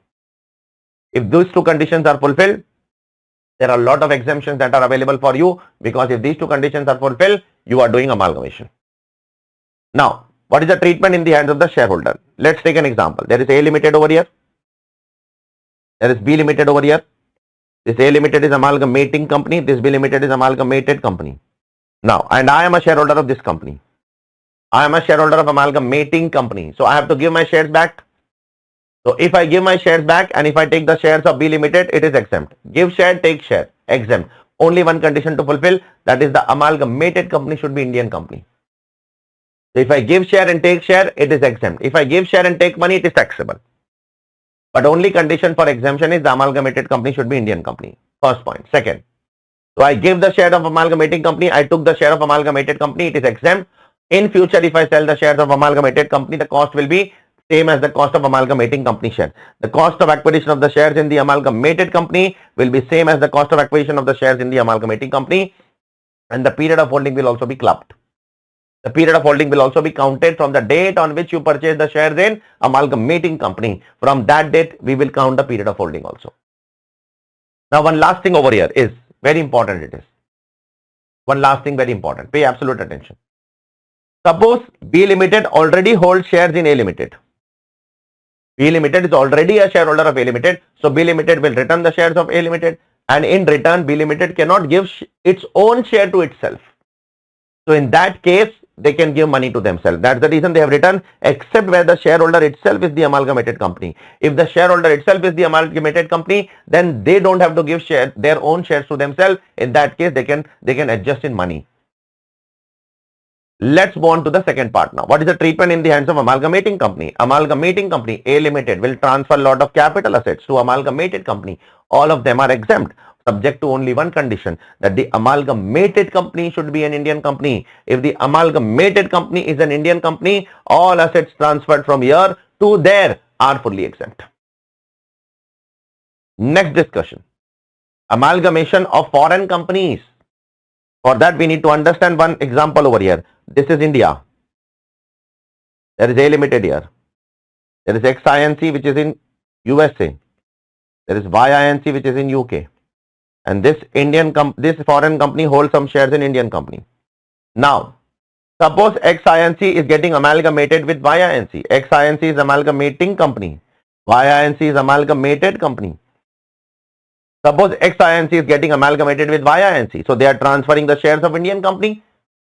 Will this be exempt? Yes, this will be exempt subject to two conditions. First, 25% of the shareholders of the XINC. Now, 25% of the shareholders in number, not in value.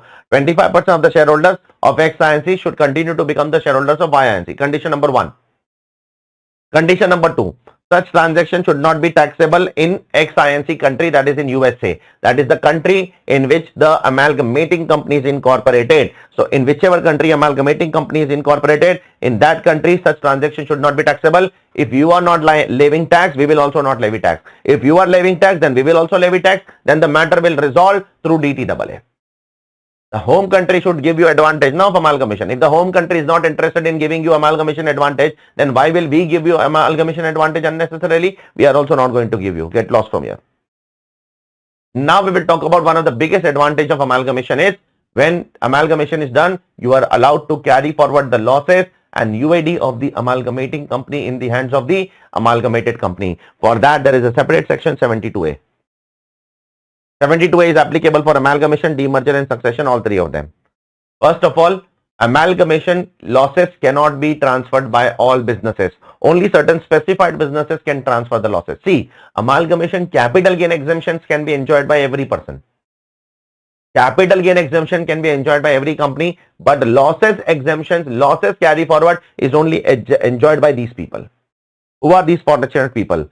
If there is an amalgamation of a company owning an industrial undertaking. Sir, what do you mean by industrial undertaking? That is defined below. It means you should be engaged in manufacturing or processing of goods or manufacturing of computer software, or you should be engaged in generation or distribution of electricity or power, or you should be engaged in telecommunication services, including radio paging, satellite service, network trunking, broadband network, internet service, or you should be engaged in mining, or you should be engaged in construction of ship, aircraft or rail system. All these things are considered as what? Industrial undertaking. This we are learning not for exemption. This we are learning for carry forward of losses. Or if you are engaged in the business of shipping or hotel and you are doing amalgamation with another company. Or if there is an amalgamation of banking company with a specified bank. Or if there is an amalgamation of public sector company with another public sector company. Or if there is a disinvestment. If there is a strategic disinvestment. This came for Air India. If there is a strategic disinvestment which is carried out within 5 years. Sir, what is disinvestment? Where Air India, which was owned by government, it is sold to private player Tata. Now, what is disinvestment? Disinvestment means sale of shareholding by central government, state government, public sector company, which results in reduction of shareholding below 15% and transferring the control to the buyer. That is disinvestments. So all these people are eligible for what? Carry forward of losses. Now. Only these are the assessees who are eligible for carry forward of losses in case of amalgamation. Capital gain exemption is available for everybody. Capital gain exemptions have nothing to do with these people. These people are only eligible to carry forward the losses also, along with capital gain exemption. Now, if you want to carry forward the losses, the amalgamating company has to fulfill two conditions. An amalgamated company has to fulfill three conditions. Amalgamating company will fulfill 2 and amalgamated company will fulfill 3 conditions. Total 5 conditions have to be fulfilled. What conditions amalgamating company has to fulfill? First, the business has to be at least 3 years older. The business which is getting amalgamated, the company which is getting amalgamated, it has to be at least 3 years older. First. Second, 2 years back, whatever book value of fixed assets were held by the company, of that at least 75% should be held today. 2 years back, today is the date of amalgamation. Go 2 years back, check the fixed asset register, find out the fixed asset, find out the value. And at least 75% of the book value of that asset should be there today also in your books of accounts, in your fixed asset register. If these two conditions are fulfilled, the conditions of amalgamating company are fulfilled. Now you have to fulfill some conditions for amalgamated company. Amalgamated company conditions are future conditions. Amalgamating company conditions are past conditions. Now, amalgamated company has to fulfill 3 conditions. First, the business should be continued for at least 5 years. Second, whatever assets they have received. Point number 3 I am saying first.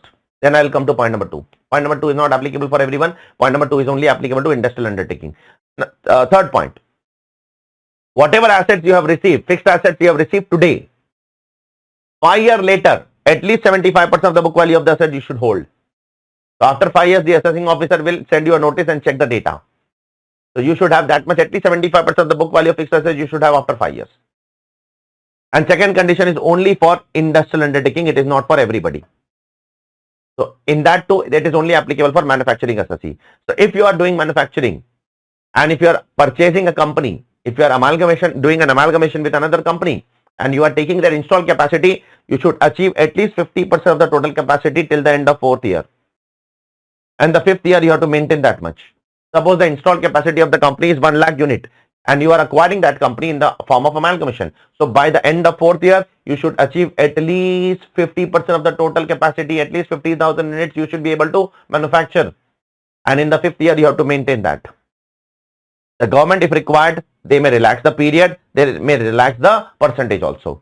Relaxing the period means they will increase the period, relaxing the percentage means they will reduce the percentage from 50 to 40, 30, whatever they want to, depending upon the circumstances.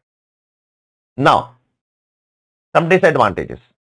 In amalgamation, till last year, the amalgamated company was allowed to carry forward the losses for another 8 years. Now only for balance years, not another 8 years. For demerger, it was balanced earlier also, now also it is earlier. In demerger, there is no amendment. For conversion of firm or proprietor into company, here also amendment has come. It was another 8 years, now it has become balance 8 years.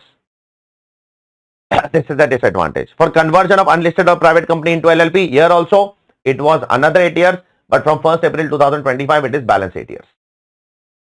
So in amalgamation and succession, amendment has come. In demerger, already the provision was like that only earlier also.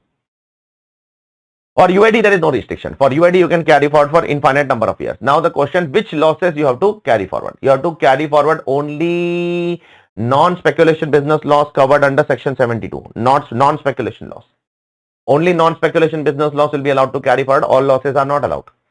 Only non-speculation business losses are allowed to carry forward under the income tax law. Okay. Again, I am saying, these conditions which we have done 972A, these are only for carry forward and set off of losses, and these have nothing to do with exemption under 47. For exemption under section 47, you have to just fulfill the basic condition. That's it.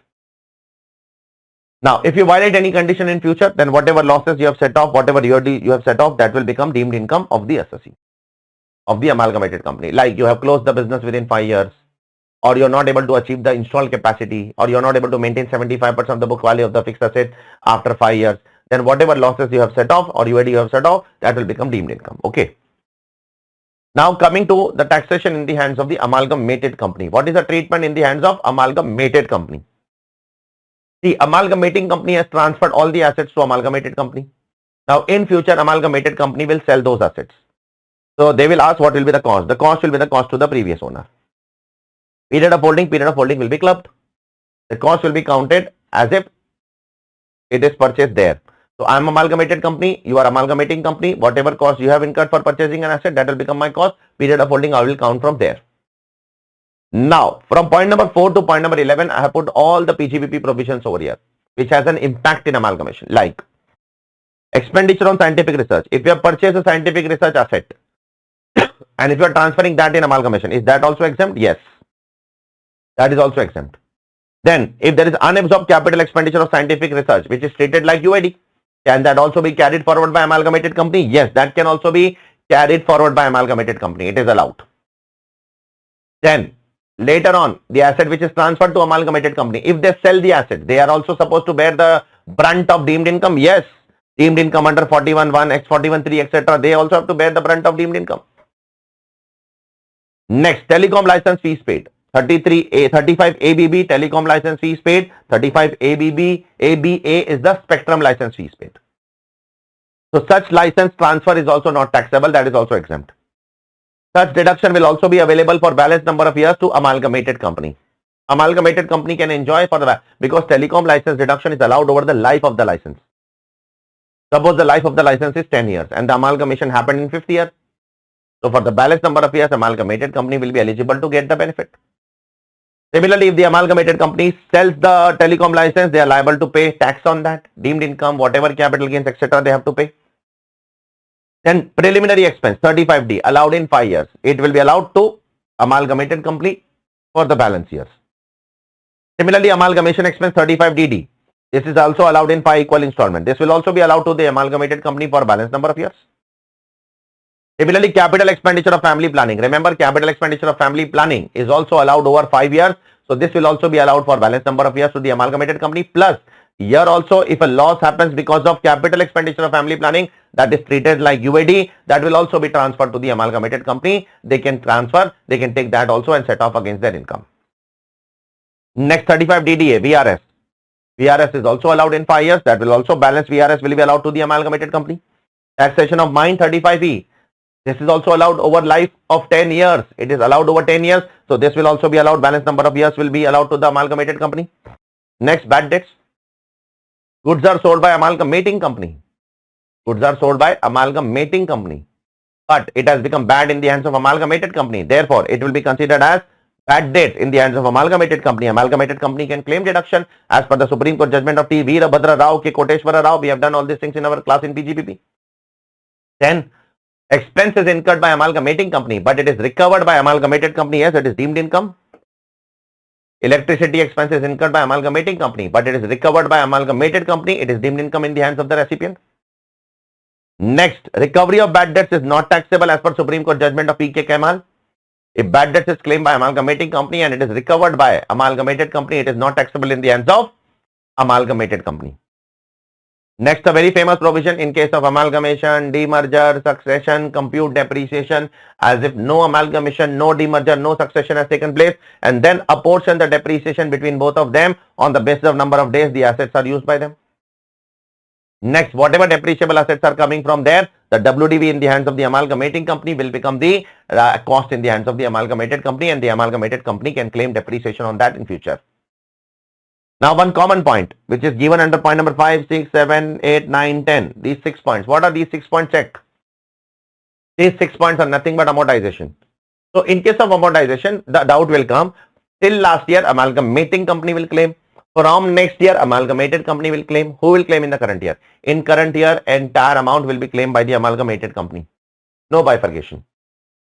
In the current year, you don't have to do any bifurcation. Entire amount will be claimed by whom? It will be claimed by the amalgamated company only. Entire amount will be claimed by amalgamated company.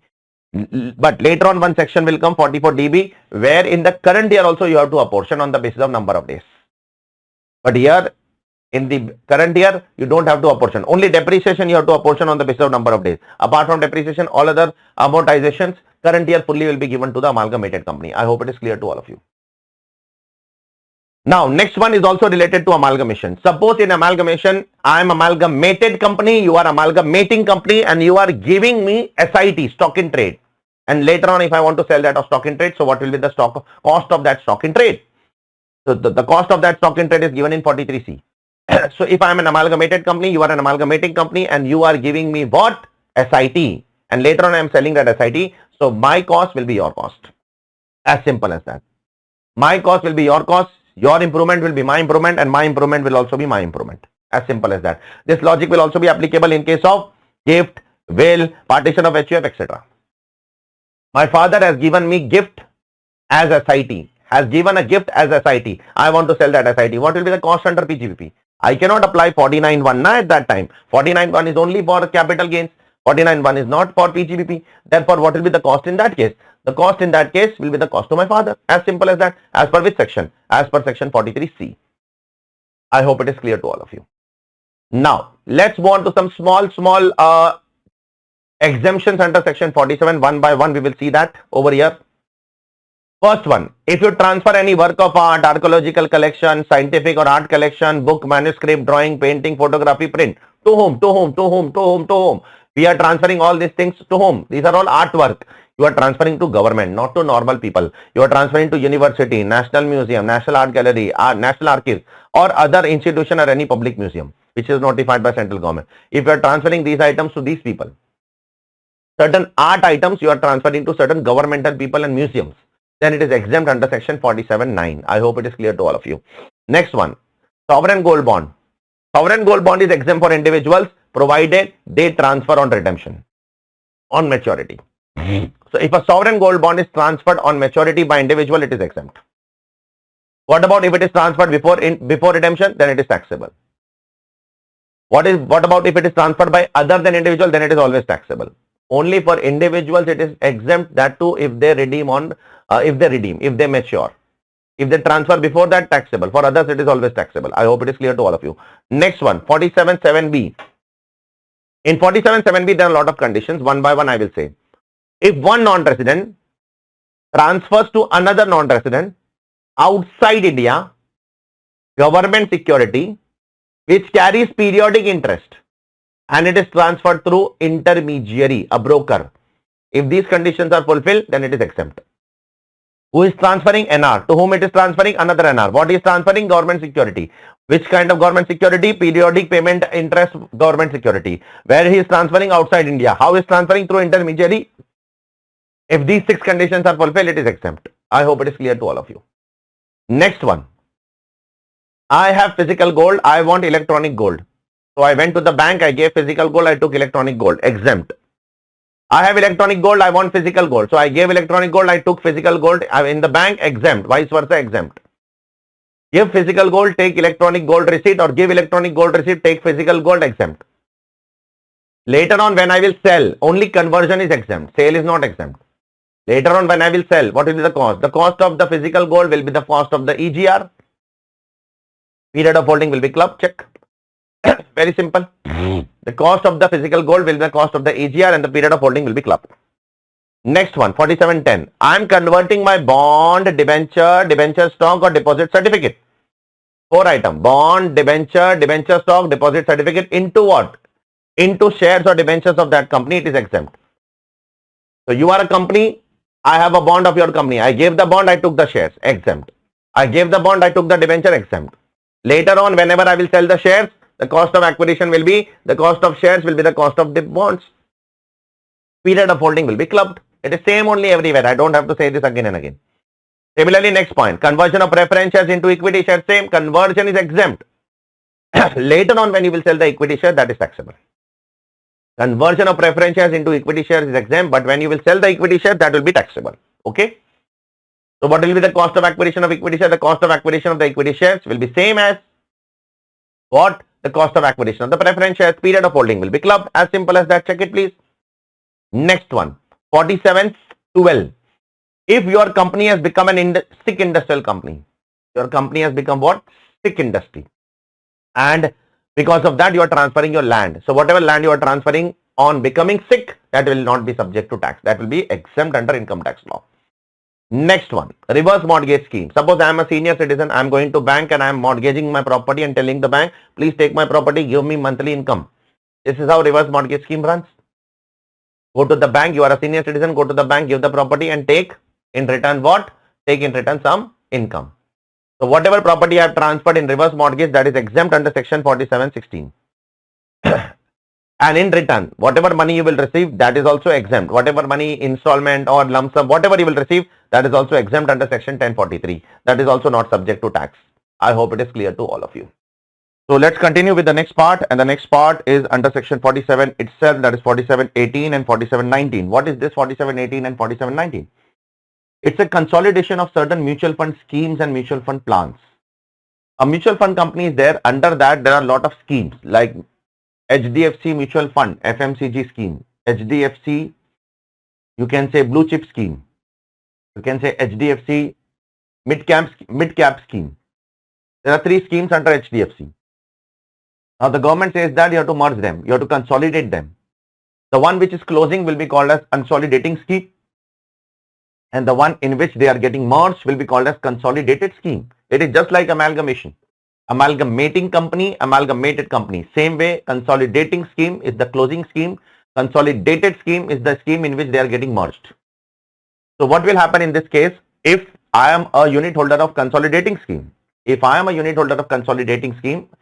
I have to do only one thing. Give the units of the consolidating scheme back and take the units of the consolidated scheme. And if I do that, my capital gains is exempt. What will happen in future when I will sell the units? New units. The new units which I will sell, the cost of acquisition of the new units will be same as the cost of acquisition of the consolidating scheme units. The period of holding will also be clubbed. This is given under section 4718. Similarly, there is one 4719. What is there? 4719, which talks about consolidation of plans of mutual fund. It is exactly same like schemes of mutual fund. Just the difference is within scheme there are a lot of plans. Like in HDFC mid-cap fund, there will be 3 types of plan. One will be called as growth plan, one will be called as dividend reinvestment plan, one will be called as dividend plan. So if there is a merger of these plans, then that is also exempt under section 4719. Similar provision, same provision. Consolidating plan, consolidated plan, merge, give back the units of consolidating plan, take the units in consolidated plan. In future, if you sell the units, the cost will be same as the cost of the previous plan. Period of holding will be clubbed. So this is what it is given in this particular discussion. Now let's move on to the next part of section 47.7AA. Pay attention please all of you. What is 47.7AA? There is a non-resident outside India who is transferring to another non-resident outside India. Rupee denominated bond. What is it transferring? NR is transferring to NR rupee denominated bond, which is issued outside India, and that rupee denominated bond belongs to Indian company. In such case, capital gains is exempt. You can check it over here. Capital gains is exempt. So if an NR transfers to NR outside India, rupee denominated bond of an Indian company, it is exempt under section 47.7AA. What will happen if that same NR transfers the units back to the Indian company on maturity or on redemption? Then it is not exempt. Only if an NR transfers to NR, then it is exempt. If that particular NR gives back the bonds back to the Indian company on maturity or redemption, then it is taxable. Now when it should be taxable? Suppose the bonds are issued for 1 lakh and it is redeemed for 1,10,000. Then the difference should be 10,000, should be taxable definitely. But sometimes what happens? The bonds are issued for 1 lakh and it is redeemed for 1 lakh. Still it is getting taxable. Sir, how sir? Issue value is 1 lakh, redemption value is 1 lakh, purchase cost is 1 lakh, sale cost is 1 lakh, sale price is 1 lakh. How capital gains will be chargeable? Because of appreciation of rupee. Suppose today $1 is equal to 100 rupees. And the non-resident wants to invest in India 1 lakh rupees. How many dollars he needs? He needs $1 lakh. $1 lakh, $1 100 rupees, $1 lakh, $1,000. $1,000 will be equal to 1 lakh rupees. So today he bought 1 lakh rupees bond by giving $1,000. Now after 10 years, suppose the rupee appreciate. If the rupee appreciate and it becomes $1 is equal to 50 rupees, for example, then on redemption also he will receive 1 lakh rupees only. But when he will convert now 1 lakh rupees into dollar, it will become $2,000. So at the time of redemption, the dollars are 2,000. At the time of purchase, the dollars are 1,000. There is a gain of $1,000. So if the appreciation of rupee is the cause for the gain, the cause for the gain is appreciation of rupee, then that much gain will be exempted under section proviso to section 48. So if there is a real gain, if the issue value is 1 lakh and redemption value is 1,10,000, then 100% capital gains will be chargeable. But if the issue value is 1 lakh, redemption value is also 1 lakh, but because of appreciation of rupee, if there is a gain coming, then that gain will not be subject to tax as per proviso to section 48. And if NR gives to NR outside India, then though it is absolutely exempt. I hope it is clear to all of you. Now, some non-resident taxation provisions, some few more non-resident taxation provisions are going to come here. First, you have to pay attention carefully, slightly tricky it is and slightly technical also. First, if there is a non-resident who is transferring some assets to a recognized stock exchange in IFSC. I am a non-resident, I am the transferor. I am transferring some assets to a recognized stock exchange in IFSC and the consideration is payable in foreign currency. Then the capital gain is exempt. Who is the transferor? Non-resident. Where he is transferring? In a recognized stock exchange in IFSC. Consideration is payable how? Consideration is payable in foreign currency. Then which assets is he transferring, sir? He is transferring bonds. He is transferring GDR as referred in 115 AC. Then he is transferring rupee denominated bond of Indian company, derivatives and such other securities as notified by central government. Has the government notified anything? Yes, the government has notified around 6 to 7 securities. Foreign currency denominated bond, units of mutual fund, units of business trust, units of AIF, foreign currency denominated equity share, bullion depository receipts with underlying bullion, units of investment trust, being REITs, being InvITs, real estate investment trust, infrastructure investment trust, unit of a scheme, unit of exchange traded fund, ETF. All these things are also notified along with the first 3 points. If these items are transferred by NR through a recognized stock exchange in IFSC, not in Bombay Stock Exchange, not in National Stock Exchange, but in IFSC, then the capital gains will be exempt in the hands of non-resident. Now coming to next section, section 10(4)(d), this is also an exemption given to certain specified funds. Now we need to understand who are specified funds. There are 2 to 3 types of specified funds that we need to see. First, point number A, then point number B.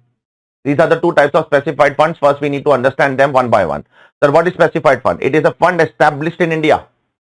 Established in India, how, sir? In the form of a trust or a company or a LLP or a body corporate. It is established in India in the form of a trust, company, LLP or body corporate. Plus, they have been granted a certificate of registration as category 3 alternative investment fund, or they have been granted a certificate as a retail scheme, or they have been granted a certificate as ETF as per the IFSC Act. So either they should be AIF as per point number 1A, or they should be ETF as per point number B, or they should be retail scheme. Plus, the fund should be located in IFSC. That is important. It cannot be, whether it is A1A, 1B, all of them should be located in IFSC. Plus, all the units are held by the non-residents. All the units of the funds are held by non-resident except the sponsor and the manager. Sponsor and manager can be resident. Who is sponsor? Who is manager, sir? Sponsor is one who has started the fund. Manager is someone who is managing the fund, who is the manager of the fund as of now. Now, condition number 3, there is some relaxation. Condition number 3 says what? All the unit holders should be non-resident. But if this condition shall not apply, if during the year of issue, if the unit holder is a non-resident, but in subsequent year they became resident. Suppose in the year in which I am issuing the units, in that year the unit holder is non-resident, but subsequent year if they become resident, then this condition will not be considered to be violated if it is up to 5% of the aggregate value and number of units. So up to 5% unit holders can become resident in subsequent years, but 5% in value also, 5% in number also. So up to 5% in the current year, everybody has to be non-resident except sponsor and manager. But in subsequent year, if up to 5% become resident, that's okay. If it is more than 5%, then this condition is violated. If this condition is violated, you cannot call yourself as a specified fund. In this case also, there is one catch. Suppose current year there are 100 unit holders and the value is also 100. So up to 5%, say 4% became resident. So that's okay. But the moment they became resident, suppose they became resident in 27-28. So after the end of 27-28, within 3 months from the end of the financial year, in the year in which became resident, you should throw them out of the fund. It means you should liquidate their fund and they should cease to be the unit holder. So 5% margin is there, but only for that particular year, and within 3 months from that year, you have to liquidate them. You have to make sure that they are ceasing to be part of the fund. I hope it is clear to all of you. So this is the first part of specified fund. What is second part of specified fund? I will explain you in a very simple manner. The second part of specified fund is the investment division of an offshore banking unit. Sir, what is an investment division of an offshore banking unit? I will just read it once and then I will explain. It's an investment division of an offshore banking unit which has been granted a certificate of registration as category 1 foreign portfolio investor. Sir, what is an investment division of an offshore banking unit? Suppose a non-resident bank is there, foreign bank is there, Citibank is there, Standard Chartered Bank is there, Barclays Bank is there, Bank of America is there, Bank of Germany is there. Suppose there is a foreign bank and they have opened one investment division in IFSC. So if a foreign bank, a non-resident, opens an investment division in IFSC to invest in India, that particular bank will be called as, that particular entity will be called as, that investment branch in India in IFSC will be called as what? The investment division of offshore banking unit. You can check it over here. Plus, they have to fulfill certain conditions, like they have to furnish an annual statement on or before the due date of filing of return of their exempt income. Plus, they have to maintain separate accounts. They have to do audit. They have to maintain proper documentations with respect to how much money has come to India, how much money has gone out of India. They have to maintain all the bank statement. They have to maintain all the contract notes. They have to maintain all the statement of security issued by the custodian. All these things they are supposed to maintain. Now, once you know what is a specified fund, now we will see which incomes of the specified funds are exempt in 1040. Let's check which incomes of specified fund are exempt over here. First, income from transfer, that is, which income comes from transfer, that is capital gains. Capital gains income, which capital gains? Which is mentioned in 47(7)(ab). It means all these capital gains which we have seen in the previous section. That is the reason we are doing this section first and then we are doing 1040. The order of the book is in the most precise manner and it is in the most accurate manner that one can have. So first you need to know what is 47(7)(ab), because without knowing 47(7)(ab), you cannot know 1040, because there is a reference of 47(7)(ab) in 1040. Therefore, all these assets which this non-resident was transferring, this also here also for specified fund also it is exempt. Second, income from transfer of security. Again, which income comes from transfer? Transfer income is always capital gains income. So income from transfer of any security except the resident company shares. Except resident company shares, all other securities, whatever they transfer, if there is a capital gains, that is completely exempt. Okay, long term, short term, everything is exempt. Third, income from securities. Now this is which income? This is dividend or interest income. This is not income from transfer. This is regular income. Income from securities issued by non-resident, but that non-resident should not be a PE of India. That non-resident should be outside India, and such income should not accrue or arise in India. That income should accrue or arise outside India. Okay, that should not accrue or arise in India. And fourth one, income from securitization trust. Do you remember that securitization trust? A bank is there, a debtor is there. Now the bank sells the debtor to a securitization trust, and securitization trust raise money from the investors and give them securities. So if you have invested in this in securitization trust, which is chargeable under PGBP, that income will also be exempt. Now there is one more catch over here. The exemption over here is only restricted to the amount of units which are held by non-resident. If 70% units are held by non-resident, then only 70% amount of the income will be exempted, not the entire amount. For that, the government has given this equation: dividend and interest income into asset under management held by non-resident. How much asset under management is held by non-resident divided by how much asset under management is held by all the unit holders, that much amount will be subject to what? That much amount will be subject to exemption. Over and above that will be subject to tax. I hope it is clear to all of you. Now, let's move on to the next section. That is section 47, 6AC and 6AD. What is happening in 6AC and 6AD? Let me tell you. In 6AC and 6AD, what is happening? There is an original fund outside India and there is a resulting fund outside India. First of all, the law wants to close that original fund. The law wants that the original fund should close outside India and they should come to India and make a new fund that will be called as resulting fund. First of all, we will see the meaning of original fund. Original fund means a fund which is established outside India, which collect funds from the members and fulfills the following four conditions. First, it is not a person resident in India, it is a foreign resident. Second, India has a DTAA with that country or India has notified that country, okay, for the purpose of this section. Third, they should have an applicable investor protection regulation. It means in their country also there should be something like SEBI, etc. And fourth, they fulfill such other condition as may be prescribed. This is the first part of original fund. Second original fund is nothing but Abu Dhabi Investment Authority, which is owned by the government of Abu Dhabi. So if there is an Abu Dhabi Investment Authority which is owned by the government authority, the government is saying that close that, come to India. Okay. Now third one is some other notified funds which the central government may specify. Okay, the central government may specify some other notified fund. Further, the aggregate participation in the original fund by the resident in India shall not exceed 5%. It means the aggregate participation in the fund by the Indian resident should be up to 5%. It should not exceed 5%.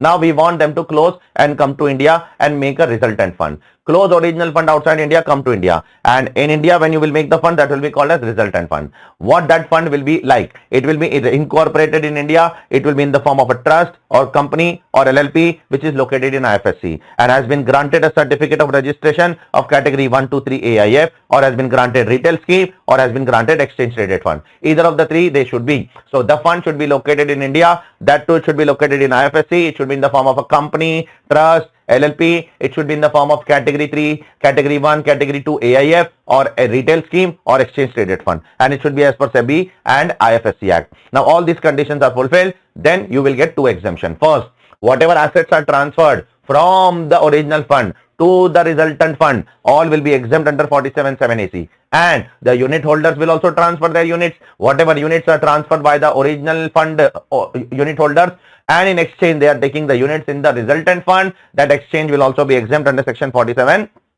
47AD. I hope it is clear to all of you, just like amalgamation. Next one, some small 47 exemptions are there. Then we will go to some conversion of entities cases. First, 47(7)(a). What is happening over here? Any transfer of capital asset by whom? By India Infrastructure Finance Company Limited. Who is the transferor? India Infrastructure Finance Company Limited. To whom? To an institution which is established for financing infrastructure and development. So the transferor is India Infrastructure Finance Company Limited, and they are transferring to an institution for financing infrastructure and development, then that is exempt. Next one, 47(7)(af). Any transfer of capital asset under a plan approved by central government. Central government is approving the plan of transfer of capital asset by a PSU to another PSU. So the transferor is PSU and the receiver is also PSU, and the receiver can also be central government or state government. So I am the transferor, I am a PSU, or I am a receiver, I am a PSU, or receiver can also be central government and state government, then that is also exempt. Okay. Next.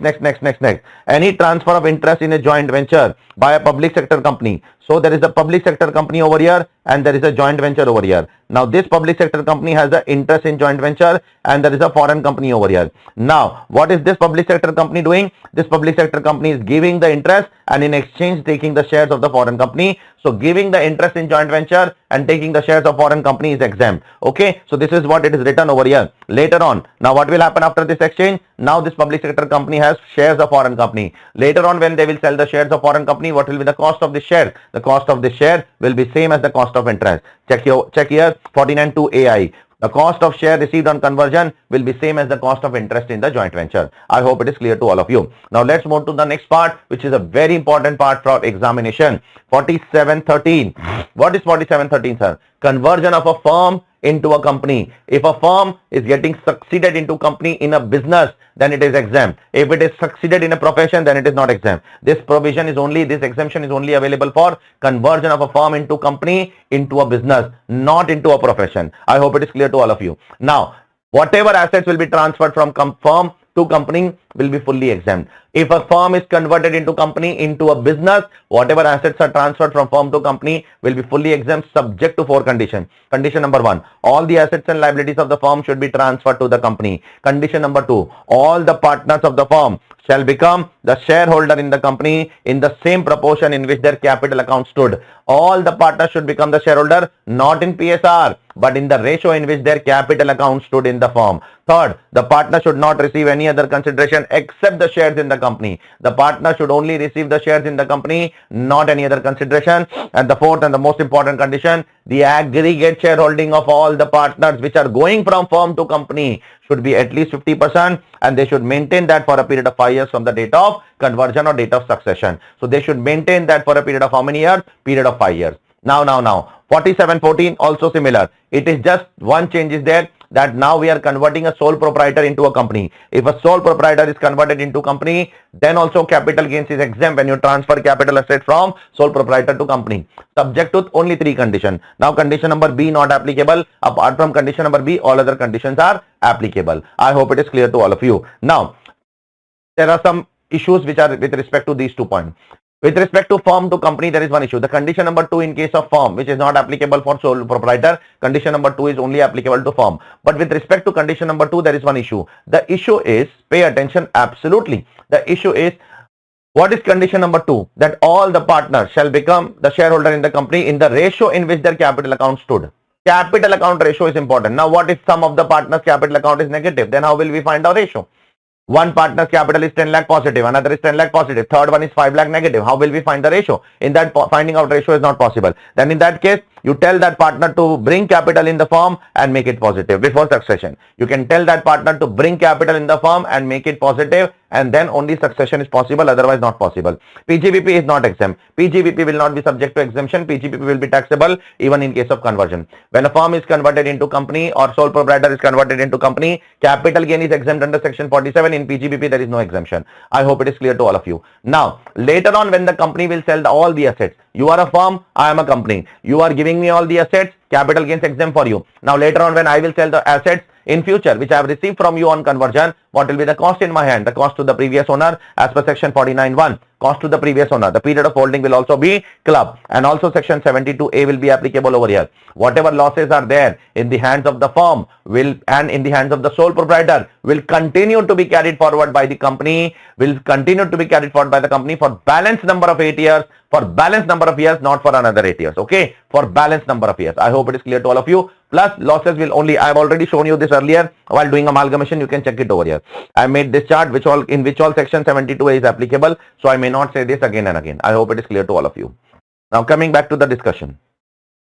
Now coming to next section 4713B. What is happening here?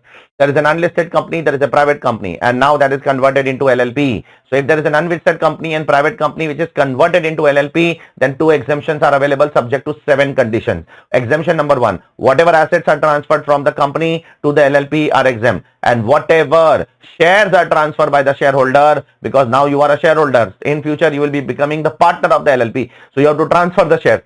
Whatever shares you have transferred, that will also be exempt subject to 7 conditions. Out of the 7 conditions, 4 conditions are same only which was there for firm to company. 3 conditions are new condition. First 4 conditions are same. First, all the assets and liabilities should be transferred to LLP. Second, all the shareholders of the company should become partner of the LLP, and their capital contribution and PSR should be same as the shareholding ratio. So whatever is the shareholding ratio, that same ratio will be applied for capital contribution and also for PSR. Third, the shareholder do not receive any consideration other than the share of profit. Same condition. 4. The aggregate participation, the aggregate PSR of all the shareholders should be at least 50%, and it should continue for a period of 5 years.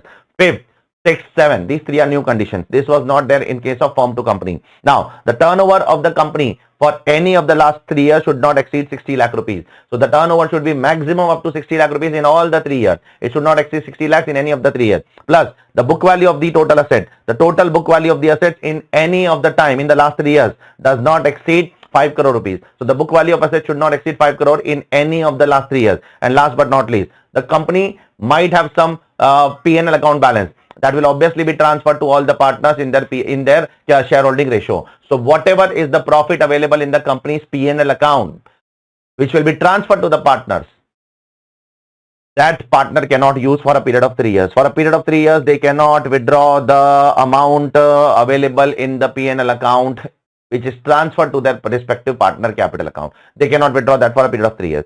If these 7 conditions are fulfilled, 2 exemption, whatever assets are transferred from company to LLP exempt, and whatever shares are transferred by the shareholder, that will also be exempt under section 4713B.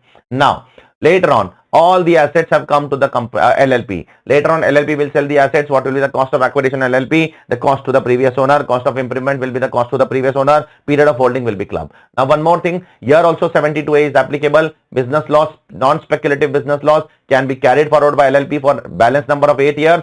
And UID can be carried forward for infinite number of years. Now, one last thing I would like to say over here is, that is, the company might also have a MAT credit. So can the MAT credit will also be transferred to the LLP? Answer is no. The MAT credit will not be transferred to LLP. The MAT credit which is lying with the company will lapse the moment it is converted into an LLP. One last thing. If any of the conditions are violated, then whatever exemptions you have taken earlier, that will be subject to deemed income. So you should not violate any condition in future. Here also you should not violate any condition, and here also you should not violate any condition. If you violate any condition, whatever exemption you have claimed, that will be subject to deemed income in future, and whatever losses you have set off, that will also be subject to deemed income in future. I hope it is clear to all of you. Next one, 4713. Slightly technical in nature. What is this, sir? Conversion of a stock exchange into a company. Sir, what is this exactly? Generally what happens, initially every stock exchange is made in the form of an AOP BOI. Suppose in 1972, there is one AOP BOI which was formed in the form of a stock exchange, and I was the member of that particular stock exchange. And how did you become the member of that stock exchange? I became the member of that stock exchange by buying the membership right of that stock exchange for 1 lakh rupees. So in 1972, I purchased 1 lakh rupees membership right from the stock exchange, which was AOP at that time. Now, after 35 years in 2015, now that stock exchange is getting converted into a company, that is becoming a corporate. This is called as demutualization or corporatization of a stock exchange. What it is called as? Demutualization or corporatization of a stock exchange. So if a demutualization or corporatization happens, how the capital gains implication will come? So now a AOP is converted into a company. If AOP is converted into a company which is a stock exchange, all the assets and liabilities should be transferred from here to there. and such change should happen as per SEBI regulation. If all the assets and liabilities are transferred and such change is happening as per SEBI regulation, then the entire capital gains will be exempt. Whatever capital assets are transferred from AOP to the company will be fully exempt. Okay. Further, the shareholders should also do what? The shareholders should also have one thing. First of all, I will tell about the capital asset. Whatever capital assets are transferred from AOP to the company is exempt. Later on, when the company will sell the asset, the period of holding will be clubbed. The cost will be the cost to the previous owner. That is mentioned over here. This is the first tax implication. Second tax implication. Today, I am a member of an AOP BOI. How did I become the member of an AOP BOI? In 1972, I purchased the membership right for 1 lakh rupees. Now, the AOP BOI is getting closed. So, what should you do for exemption? Give your membership right back, and in exchange, take equity shares in the company and also take trading and clearing rights for the purpose of trading in the stock market. So you have to take two things in exchange of one. Give the membership right and take trading and clearing rights and take equity shares. Later on, when I will sell that equity shares and trading and clearing rights, first of all, giving membership right and taking these two things is exempt under section 4713A. This exchange is not subject to tax. Now in future, I have two things. One is equity share and one is trading and clearing rights. What is the cost of acquisition of equity share, sir? The cost of acquisition of equity share will be the cost of the original membership, that is 1 lakh rupees, which you have paid in 1972. Here also you do not get the benefit to take FMB as on 1/4/2001. There are two places under income tax law where you cannot take FMB as on 1/4/2001. One is conversion of what? Conversion of this, and second is self-generated goodwill. Self-generated goodwill or any kind of intangible assets, you cannot take FMB as on 1/4/2001. And what will be the cost of the second item, that is trading and clearing rights? The cost of trading and clearing rights will be considered to be nil. That will be considered to be nil. So the cost of equity share will be the cost of membership right without FMB as on 1/4/2001, and the cost of trading and clearing rights will be considered to be zero. Both the definitions are given under section 55. Last but not least, here also the period of holding will be clubbed. The period will be counted from 1972 only to determine whether the asset is long term or short term. Last but not least, whatever depreciable assets are received in this entire process from AOP to the company, the WDV in the hands of AOP, that will become the cost in the hands of company as per explanation 12 to section 43(1). As per explanation 12 to 43(1), whatever is the WDV in the hands of the predecessor will become the cost in the hands of the successor. So this is what this provision is all about. Not much important. The previous two one were very important. That is the conversion of firm into company, as proprietor into company, or company into LLP. Those three are very important for examination. Now let's move on to the next part, which is a small part. That is what? That is section 51 section versus section 56(2)(9). What is this, sir? I am trying to sell my capital asset to someone, and I took what? I took some advance from you, and later on the capital asset was not able to transfer because of some negotiation problem. We were not able to transfer the capital asset, and I forfeited your money. So what is the treatment of this forfeiture? So whatever amount you forfeit in negotiation of transfer of a capital asset, what is the treatment of that particular forfeiture amount? The treatment of that depends upon when it is forfeited. If it is forfeited before 1/4/2014, if it is forfeited before 1/4/2014, then the treatment is different. And when it is forfeited after 1/4/2014, then the treatment is different. Let's talk about before. If it is forfeited before 1/4/2014, then you should not do anything now. Whenever the asset will be sold, at that time you should reduce the amount forfeited from the cost of acquisition. But there is one catch over here. Only the amount which is forfeited by you will be reduced from the cost of acquisition. The amount which is forfeited by the previous owner will not be reduced from the cost of acquisition. For example, in 2005, I purchased the asset. In 2006, I am trying to sell the asset to someone, but the other person did not pay me the full money. So I forfeited 1 lakh rupees. Now, in 2009, I gifted this asset to my wife. Now, my wife is also trying to transfer it to someone. She also forfeited in 2009 1 lakh rupees. Now, my wife is selling in 2012. So, my wife will reduce some cost of acquisition only the amount which is forfeited by her and not by me. Amount forfeited by the previous owner should not be deducted while computing the cost under section 51. But if the amount is forfeited on or after 1st April 2014, then you don't have to check all these things. Then in that case, it is very simple. If an amount is forfeited on or after 1st April 2014, then whatever amount is forfeited, that will be directly considered as income from other source under section 56(2)(9). As simple as that. You don't have to do all these things. So the date of forfeiture is absolutely important. According to that, the treatment will change. Okay. Now, next part 8. Exempt capital gains and special tax rate. There are 3 exemptions under capital gains. We'll talk about them first one by one, and then we will talk about 112A capital gains tax rate and 111A capital gain tax rate. Section 1033. What is 1033, sir? If you transfer unit of a unit scheme, it is exempt. It's a very old unit of a unit scheme, came in somewhere around in 1962-63. If you transfer that unit, it's a government scheme. If you transfer that unit of a unit scheme, it is exempt under income tax law. Nothing great as such. Let's move on to the next one. Section 1037.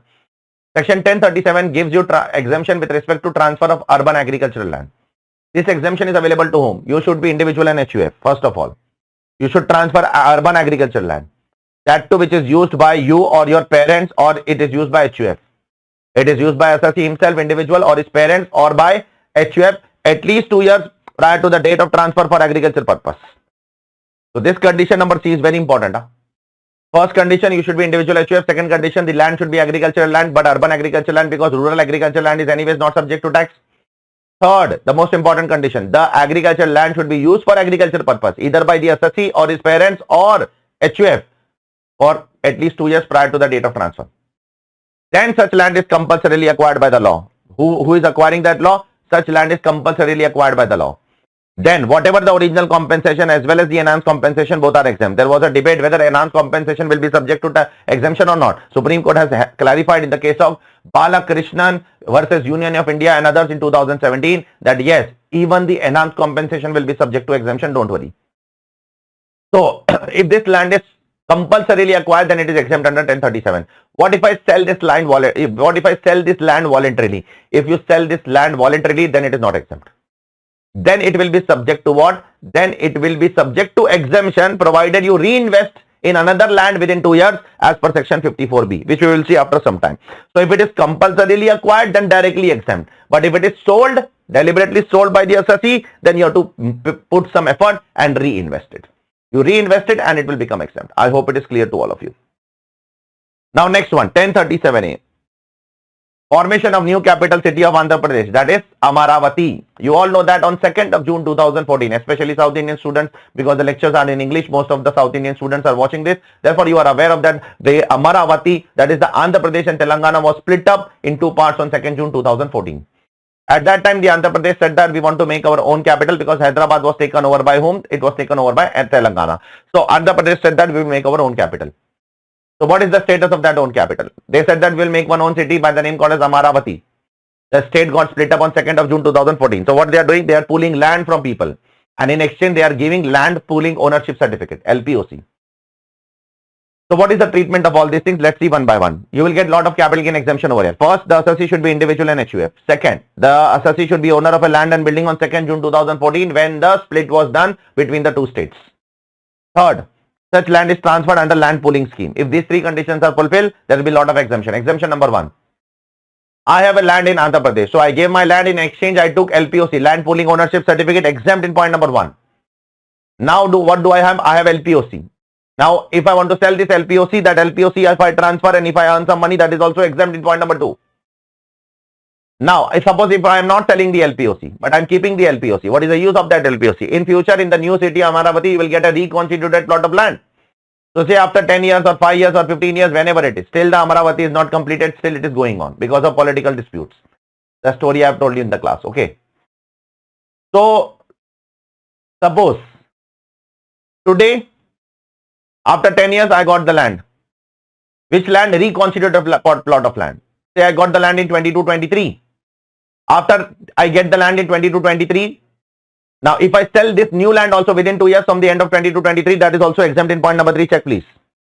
So whenever you will get this new land, if you sell that land within 2 years from the end of that financial year in which the land was given to you, the possession was given to you, that will also be exempt. What if I sell after 2 years? If I sell after 2 years, then it will be taxable. If it is taxable, what is the sale consideration? The sale consideration will be the actual selling price. What will be the cost of acquisition? The cost of acquisition will be the stamp duty value when on the last day of the financial year when 2 years expire. Suppose the land was given in 22-23. When 2 years expire, 2 years expire on 31st March 2025.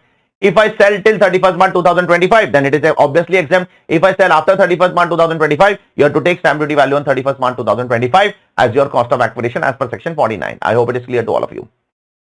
Now let's move ahead towards the next section, which is one of the most critical section for your CA final examination, 112A. 112A we are going to do first and then we will do 111A. 112A, tax on long-term capital gains on certain assets. There are 4 assets which are covered over here. Long-term equity share, long-term equity-oriented fund, long-term ULIP, which is not exempt under 1010D, which is not exempt under 1010D due to percentage criteria. If it is not exempt, or due to amount criteria, it is not exempt. It doesn't matter. Both the cases now comes under 112A only. Even if it is taxable due to percentage criteria, or even if it is taxable due to amount criteria, it will come in 112A only. And units of business trust. So 4 items are there. Now, for equity shares, you have to fulfill 2 conditions. For equity shares, you have to pay STT both at the time of purchase and sale. For equity shares, you have to pay STT both at the time of purchase as well as at the time of sale. But in equity share, at the time of purchase, in 2 cases, you may not pay the STT. It's okay. If the purchase was done before 1st October 2004, then on purchase of equity shares, STT payment is not required because STT concept came from 1st October 2004 only. Before that, STT concept was not there only. So, by default, on equity share, you should pay STT on purchase and sale both. But there are 2 exceptions. First, if it is purchased before 1/10/2004, 1st October 2004, and then STT is not paid, then it is okay. Second, there are a few notified cases which are mentioned below. I am highlighting, like if you purchase in IPO, STT not paid, it's okay. Bonus shares, STT not paid, it's okay.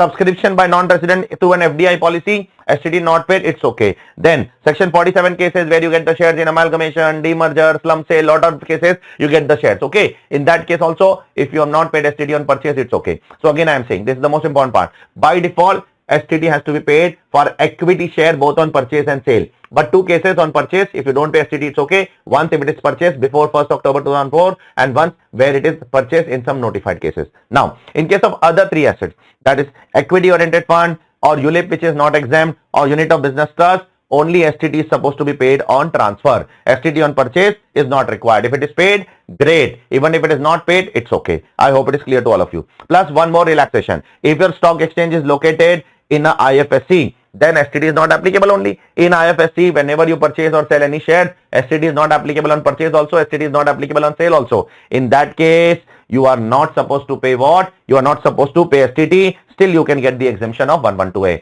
So, this is the only case where without paying any STT on purchase as well as sale, you can claim benefit of section 112A. I hope it is clear to all of you. Next, now the most important question, how much is the capital gains? The capital gains is 12.5% tax plus surcharge if applicable and 4% cess, and 1,25,000 exemption per year you will get, irrespective of the nature of entity. Individual, HUF, firm, AOP, BY, company, LLP, resident, non-resident, everybody will get an exemption of 1.25 lakhs. 1.25 lakh is a standard exemption for everyone. Apart from that, for resident, individual and HUF, you will also get the benefit of exhausting the basic exemption limit from this capital gains. But this benefit, exhausting the basic exemption limit benefit is only available to resident, individual, HUF. Suppose your long-term capital gain is 6 lakh rupees. Okay. So first you reduce 1.25 lakhs. Now what is left? After that 4.75 lakh is left. Now you reduce 4 lakh rupees basic exemption limit from in new regime the basic exemption is 4 lakh. Now you reduce 4 lakh rupees. After that whatever amount is left, on that you have to pay 12.5%. But remember, the basic exemption limit should be first exhausted against other income like salary, HP, PGBP, and if balance is left, then you can set off against what? Against the special income like 112A.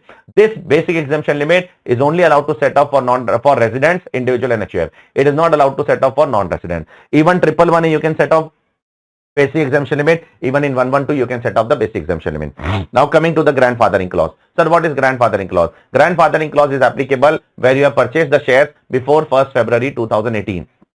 If you have purchased the shares before 1st February 2018 and if you are selling the shares after 1st April 2018, then grandfathering clause is applicable. Always remember, whenever in the exam 31st January 2018 date will come, your mind should click that it is a case on grandfathering. Whenever 31st Jan 2018 will come, it means it is grandfathering clause. Always remember this. Okay. Now, how to compute cost in case of grandfathering clause?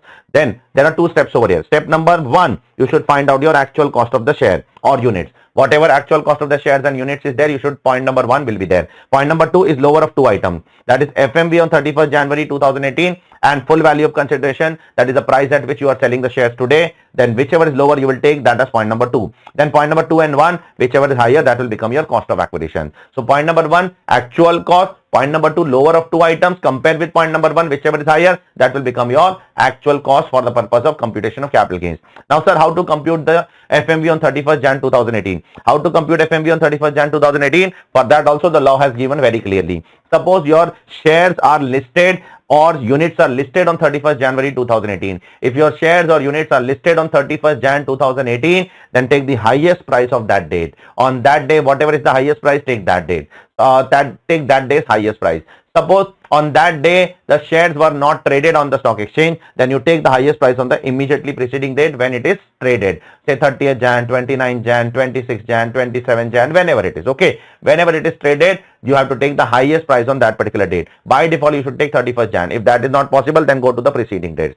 Suppose now your units are not listed on 31st Jan. If your units are unlisted on 31st Jan, then take NAV on 31st Jan as the FMV. Whatever is the net asset value of that particular unit, that will become the what? That will become the FMV on 31st Jan for the purpose of grandfathering clause. Okay. Third one, shares are not listed on 31st Jan. Then what to do? Later on, when you transfer the share, at that time it was listed. Then you have to bring the value of that share to 2017-18. Suppose you purchase the share in 2010 for how much? For 100 rupees. Now you have to inflate that value till 2017-18. That is till 31st Jan 2018 by doing indexation. So whatever is the cost multiplied by take indexation of 272 divided by indexation of the year in which you purchase the share. And if you purchase before 2001, then you have to take the value as 100. Okay, so in this case, when the shares are not listed on 31st Jan, you don't have to compute fair market value and go by going to the market. Just index till 2017-18. That itself will become the cost of acquisition, and that itself will become the FMV on 31st Jan 2018. And then you apply that that in the cost of acquisition table. Okay. Now there are some more issues over here. Point number 1.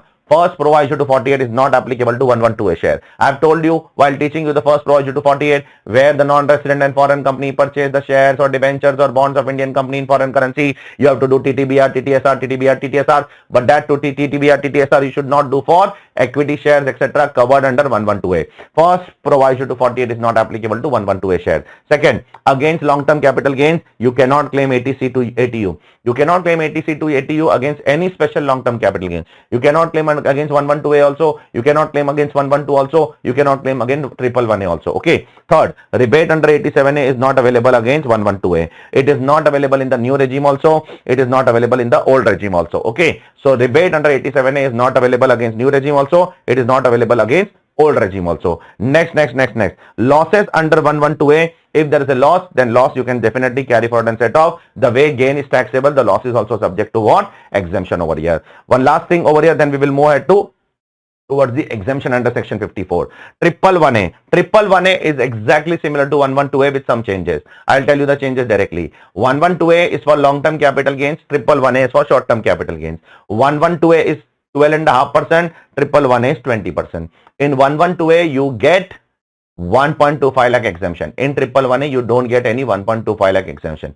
Plus, in 112A for equity share, you have to pay STT on purchase also. But in 111A, you don't have to pay STT on purchase to take this benefit. Apart from that, everything is same. Nature of asset is same. Everything is same. That is long term. This is short term. That it is 12.5%. Here it is 20%. That is there you get 1.25 lakh exemption. Here you don't get 1.25 lakh exemption. There it is necessary to pay equity shares STT on purchase also. Here it is not necessary to pay. I hope it is clear to all of you. One last thing over here. Whenever you sell any shares and security, whether that will be taxable under capital gains or PGBP, that all depends upon case to case. CBDT has issued a circular whereby they have said that we cannot give you one thumb rule, but they have said few things which I will tell you. That is, if the assets are held for, if the shares are held for more than 12 months, then generally it should be held as capital assets. Further, if the assets are shown in the balance sheet as stock in trade, then it will definitely be called as what? PGBP. But if it is held for less than 12 months, then it has to be decided based on case to case, whether it is a capital gains or whether it is a PGBP. I hope it is clear to all of you. So let's go ahead with the next part, that is exemption under section 54 to 54GA. We will talk about the first exemption first of all, and then rest of the exemptions are nothing but comparative to each other. Section 54, we will talk about what are you transferring over here. I am transferring a long-term residential house property, house, not any other property, residential house property. What am I supposed to purchase? You are supposed to purchase another residential house property plus in India and up to 10 crore. If you purchase for more than 10 crore, then your exemption will be restricted to 10 crore only. You will not get more than exemption of 10 crore rupees. I hope it is clear to all of you. Now, when should I purchase? You should purchase a house 1 year prior to 1 year before the date of transfer, or you can also purchase within 2 years from the date of transfer, or you have to complete construction within 3 years from the date of transfer. So three options are there. Today I am transferring the house. I can purchase in the last 1 year. I can purchase in the next 2 years, or I can complete the construction in the next 3 years. Now, suppose I am selling the house in December 2025. Now, I have a time limit to purchase the house till 2 years, and I have a time limit to construct the house till 3 years. But in between, there will be due date of filing of return in which I have to disclose my capital gains. So the best thing is you should purchase the new house before the due date of filing of return. But if that is not possible, you have an option to deposit the money in scheme of deposit, which is mentioned in note number 1. So whatever capital gains you want to exempt, that much amount you can deposit in the scheme of deposit till the due date of filing of return. You cannot deposit after the due date. If you deposit after the due date, then the exemption will not be available. So whatever capital gain you wish to exempt, you have to deposit in the due date. You have to deposit in the capital gain account scheme, which is opened in certain banks, which is open in nationalized bank, and now even private banks are open for that. Even in ICICI, HDFC, Kotak Bank, it is possible. So whatever capital gains you desire to get exempt, suppose your capital gains is 50 lakh rupees, you want to exempt full 50 lakhs, then invest full 50 lakhs in capital gain account scheme before the due date of filing of return. You cannot be late. If you come even 1 day late, then exemption is gone. So invest the money, you will get the exemption. Then what? Then withdraw the money in future and purchase the asset or construct the asset within the time. And if you don't do that within 3 years, then it will become deemed income of the third year. So whatever is the unutilized portion, that will become deemed income of the third year. Suppose you have invested 50 lakhs and you have withdrawn 30 lakhs and you have used that, and 20 lakh is unutilized. So 20 lakh will become deemed income. Unutilized portion will be deemed income. But in case of 54B, the time limit is only 2 years. It is not 3 years. In rest all section, the time limit to invest is 3 years. But in 54B, it is 2 years. Sir, what if I have invested in the capital gain account scheme, and if I die, the assessee expired, then the legal heir of the assessee withdraws the money in the hands of the legal heir. It is always exempt. They are not obligated to reinvest. They can enjoy it without reinvesting. It is exempt in the hands of the legal heir. I hope it is clear to all of you. Now, next question, sir. How much amount will be exempt? Suppose my gain is 50 lakh. How much I am supposed to invest, sir? See, there are two types of exemptions under different sections. In some sections, you have to invest the gain. In some section, you have to invest the entire consideration. Now, in almost all the sections except 54F, you have to invest gain only. The amount of gain or cost of new asset, whichever is lower, will be exempted. Suppose your gain is 50 lakh. So if you want to exempt 50 lakh, just invest 50 lakh. You don't have to invest the entire consideration. So amount of gain or cost of new asset, whichever is lower, will be exempt. But in 54F, one section is there where you have to invest the entire consideration. If you don't invest the entire consideration, then proportionate exemption will be available. Here in 54F, you have to invest the entire consideration. So if you fully utilize your net consideration, then capital gains is fully exempt. If the net consideration is partly utilized, not fully, then capital gains will be exempt as proportionate to this. That is, whatever is your capital gain multiplied by whatever is the cost of new asset divided by your net consideration. This much will be exempt. Balance we will make it taxable. Okay, I hope it is clear to all of you. Now, last but not least, in every asset, when you purchase, when you repurchase, when you reinvest, you have to keep it for some years as a lock-in period. So what is the lock-in period? Now, generally, you should not transfer the assets, new asset within 3 years. But in case of 54EC, the lock-in is increased to 5 years. Sir, what if I sell the assets within 3 years? Then whatever capital gains was exempt earlier now, that will become deemed income. Sir, how it will be deemed income? For that, there are two approaches. One is called as reduced cost approach. One is called as full cost approach. I will explain you both of them with the help of example, with the help of this table. Okay. So by default, the new asset which you purchase, you should hold for how many years? 3 years. In 54EC, 5 years. But if you sell within 3 years or within 5 years, then you have to tax the capital gains which was exempt earlier. Whatever capital gains was exempt earlier, that will be subject to deemed income. Along with the new asset which you are transferring, that capital gains will also be subject to tax. Now, under section 54, under section 54B, 54D, 54G, 54GA, the treatment is different, and under 54EC and 54F, the treatment is different. Let's talk about the first box. How will you compute tax? How will you compute deemed income in these 5 sections? 54, 54B, 54D, 54G, and 54DA. Pay attention. Whatever is the full value of consideration of the new asset, take that. Then reduce transfer expenses. Then the most important point. Now don't take the cost of acquisition of new asset. Just adjust the cost of acquisition of new asset with the capital gains that you are going to withdraw.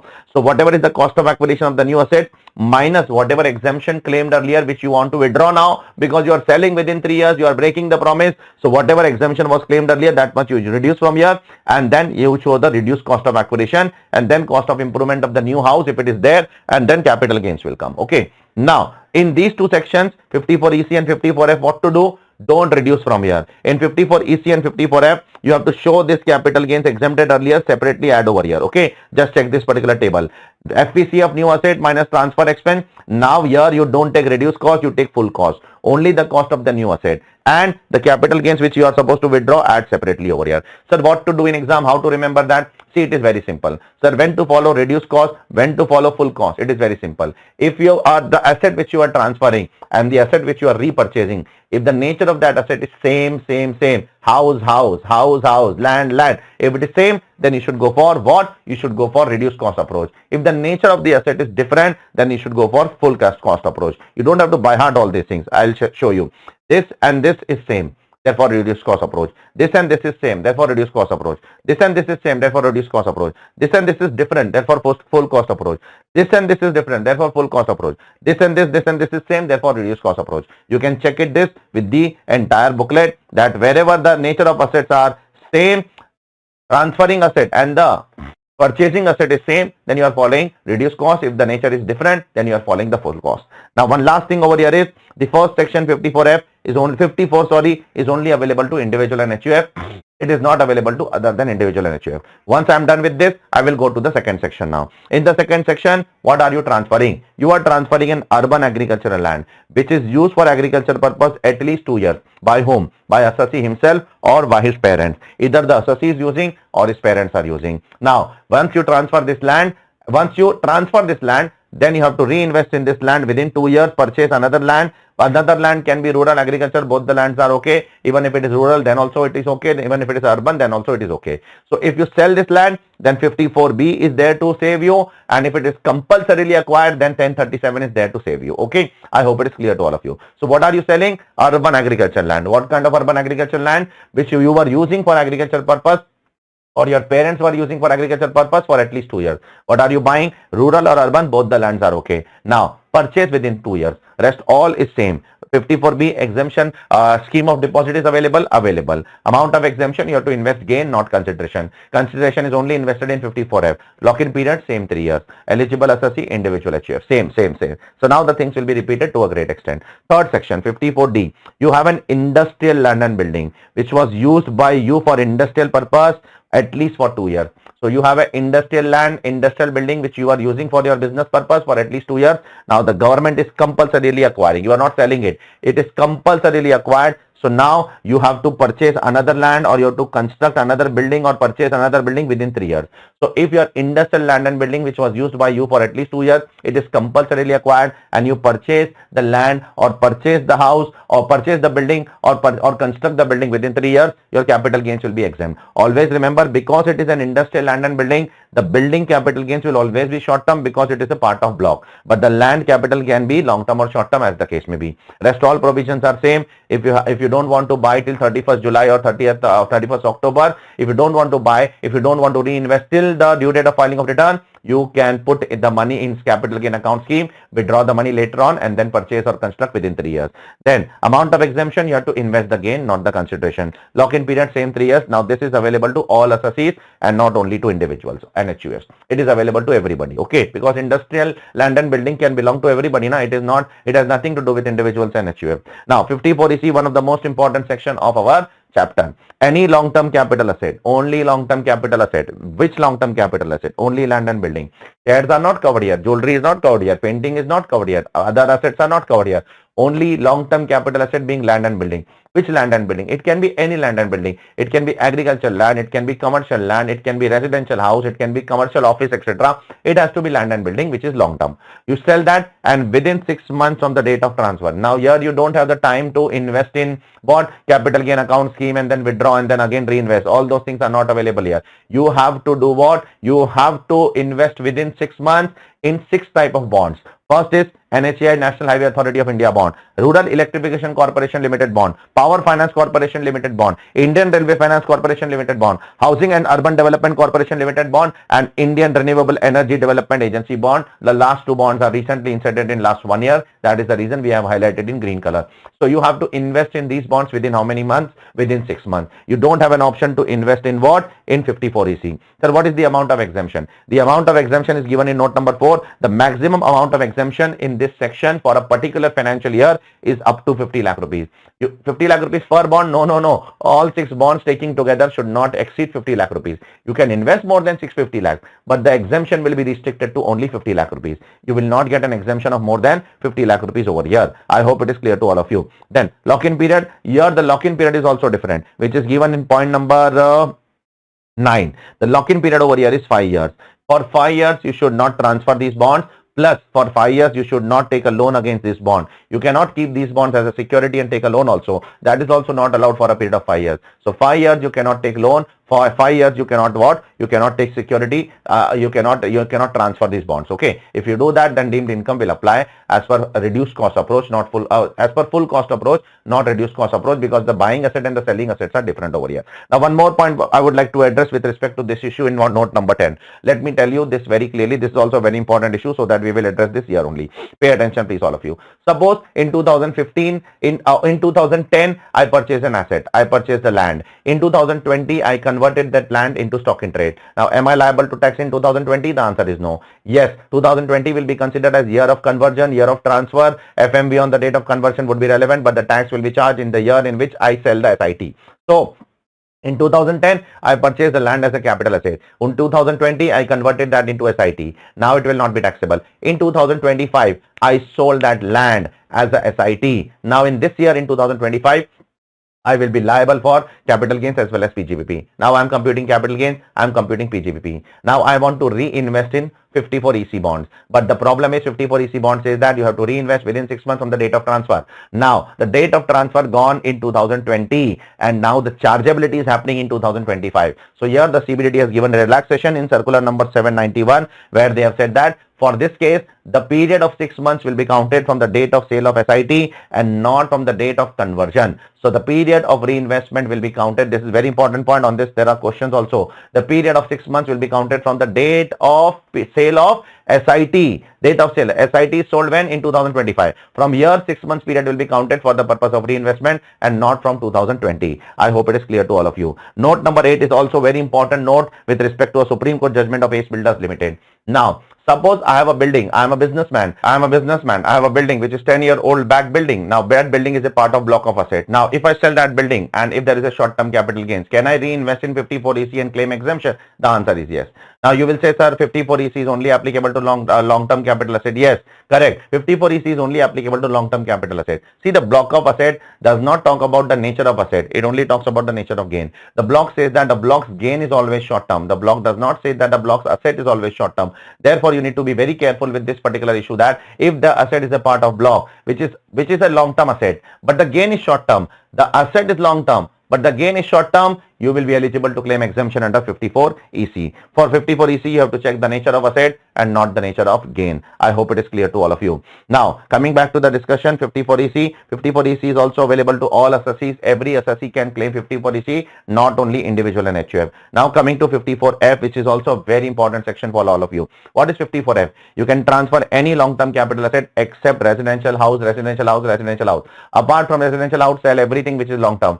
Sell land, sell commercial office, sell jewelry, sell mutual fund, sell shares, and other than house, other than residential house, sell everything and buy a residential house in India up to 10 crore. So you have to buy a residential house plus in India and up to 10 crore rupees. If you invest more than 10 crore, your exemption will be restricted to 10 crore rupees. Now, when you have to purchase, same like 54, 1 year before the date of transfer or within 2 years from the date of purchase, or within 3 years from the date of construction. Whatever you are comfortable, you can do it, either of the things. Okay. Now, in 54F, 54F scheme of deposit is applicable. Obviously, if you don't want to purchase till the due date of filing of return, you can purchase later on. Then first you have to invest in the scheme of deposit, then withdraw the money and purchase later on. Now, what is the amount of exemption? The amount of exemption here, it is different. Here, if you want to exempt, then the entire net consideration has to be invested. Otherwise, only proportionate capital gains will be exempt. Full exemption will not be available. Lock-in period is same. Lock-in period is 3 years only. And this section is also available to only individual and HUF. Now, I would like to say one thing with respect to this. One thing with respect to this is This section is available only on the date of transfer. You do not own more than one residential house. If you already have more than one residential house, then this section is not available. You should either have no house on the date of transfer, or you should only have one house on the date of transfer. Only then this section is applicable. Otherwise, this section is not applicable for you. I hope it is clear to all of you. Next one, 54G. What is happening in 54G? You are shifting your business from urban area to rural area, and in that process, you are transferring your land, building, plant, machinery, except furniture. Then 1 year before or within 3 years, purchase or construct another land, another building, another plant, another machinery except furniture. So from where you are shifting from urban to rural, and you are transferring your land, building, plant, machinery, and you are purchasing another land, building, plant and machinery within the period mentioned, that is 1 year before and within 3 years after. Okay. If you do that, your capital gains will be exempt. Rest all is same only like the previous section. 54GA is also exactly similar like 54G. There is only one difference. Here it is you are shifting from urban area to SEZ. There you are shifting for urban area to rural area. Here you are shifting from urban area to SEZ. Rest all is same only. Okay. I hope it is clear to all of you. Now some important issues with respect to many sections. First, I would like to say some important issues with respect to 54 and 54F. What are you doing in 54? In 54, you are selling a residential house and buying another residential house. And what are you doing in 54F? You are selling all long-term capital asset other than residential house and buying a residential house. But in both the section, the law says that you should not buy more than one house. If you buy more than one house, then in that case, you will be getting the exemption with respect to only one house which has higher cost. In 54 also, if you purchase more than one house, you can claim exemption of only one house. And 54F also, if you purchase more than one house, you can claim exemption of one house. Obviously, whichever house has higher cost, you can claim that exemption. First thing is that. Now, but in 54 and 54F, in both sections, there is a Supreme Court judgment and also High Court judgment which says that if you have bought two houses which are adjacent to each other and you break the wall of that house, intended to make that as a one house, there are two houses, two agreement, everything is two, payment is also 2 time made, agreement also 2, but both of the houses are adjacent to each other. You are breaking the wall and making it one house, then it will be considered as one single house. Both the house will be considered as one single house if they are adjacent to each other. Okay. Now, this is also applicable for both 54 and 54F. Now, the next issue which I am saying is only applicable to 54. Only 54. The next issue is not applicable to 54F. If your long-term capital gain is up to 2 crore rupees, then the government is giving you once in a lifetime option that you can buy two houses also. That is two houses also. That is two houses also. So this benefit is only available under 54, that if your long-term capital gains is up to 2 crore, once in a lifetime option. Once you avail that option, then you will not get this option throughout in your life. So once in a lifetime option is you should avail, if you get what? Your long-term capital gain is up to 2 crore rupees, then you can take the advantage of what? Two residential houses also. Okay, in this case. But this benefit is not available for what? Is not available for what? 54F. Now, next some issues are there. Suppose I have a house. I have demolished that house. Now I have another house. I sold that house. The consideration of that house I am using to reconstruct my old house. Will I be eligible to claim exemption under 54? The answer is yes. So if you demolish your old house, reconstruct that by selling your another house, then the consideration used from there to there, that will also be subject to exemption. Next one, in 54 and 54F, it is written that the construction should complete within 3 years. Okay. The question is when the construction should start. There is no time limit when the construction should start. Construction may start even before the date of transfer. The construction may have started anytime. That is not relevant for the purpose of 54 and 54F. Next, if I paid the full consideration and I have obtained the possession of the house, am I eligible for exemption if I have not received the sale deed? The property is not registered. I have paid the money. I have took the possession. I'm using the house for my personal purpose, but I have not got the registration. So registration is not relevant for the purpose of claiming exemption. Investment and taking the possession is important for claiming exemption. Next, I sold my house and the next house which I repurchase in the name of my wife. The consideration is paid by me. Everything is paid by me. It is just that I registered in the name of my wife. So can I purchase the new house in the name of my wife? The Delhi High Court has said in the case of Kamal Vahal that yes, your wife is not a stranger. You are not purchasing any asset in the name of a stranger. Therefore, you can definitely purchase the house in the name of your wife. So far as the consideration is paid by you, it doesn't matter even if you purchase in the name of your wife or father or mother or children, etc. Okay, I hope it is clear to all of you. Now, next issue is given in point number 11. Now there are some case laws which are over here one by one. I will tell you all of them. Okay. Now in point number 11, the SSE is claiming exemption under 54G, where they are shifting their business from urban area to rural area. Now they have given the they have to repurchase some new plant and machinery, plant furniture, plant machinery, land building. So for that they have given advance. So whatever the advance they have given for land building, plant and machinery, can that be claimed as an exemption, or advance cannot be claimed as exemption? You have to actually purchase the asset. No, giving advance is also subject to exemption. Consideration should be reinvested. That is important criteria. If you reinvest even by giving an advance, you will be eligible for claiming exemption. Next one, CIT versus Gurnam Singh. What is happening in this case? Gurnam Singh is claiming exemption under 54B, and while reinvesting in the land, he purchased the land and in the co-ownership of his son. It means in the land, the co-owner was son also. The son was also a co-owner to some extent. Can he claim exemption? The answer is yes. Even if the son is co-owner, it doesn't matter. You will be eligible to claim exemption. Okay. Next one, 54F. In 54F, you have to purchase new residential house. You have to purchase another residential house. So I purchased another residential house. I constructed that residential house, but some finishing work was pending, like some tiling work was pending, flooring work was pending, then some electrical fitting work was pending, etc. Can I claim exemption? The answer is yes. These are just preliminary. These are some ancillary activities. It is not much important. Therefore, even if some finishing work is pending, still you will be getting the exemption. See, when you are reading exemption now, you should be very liberal. You cannot be very strict with each and everything, that everything has to be completely perfect, then only we will give you exemption. No. Majority investment is already done. Now some tiling work and some flooring work and some electrical work are pending, which is a small portion of the entire house. Therefore, the exemption should be allowed to the SSE. Next one is a very important case. Now, the SSE sold the house for 40 lakh rupees. So 40 lakh rupees he got as a consideration, and 50 lakh is the stamp duty value.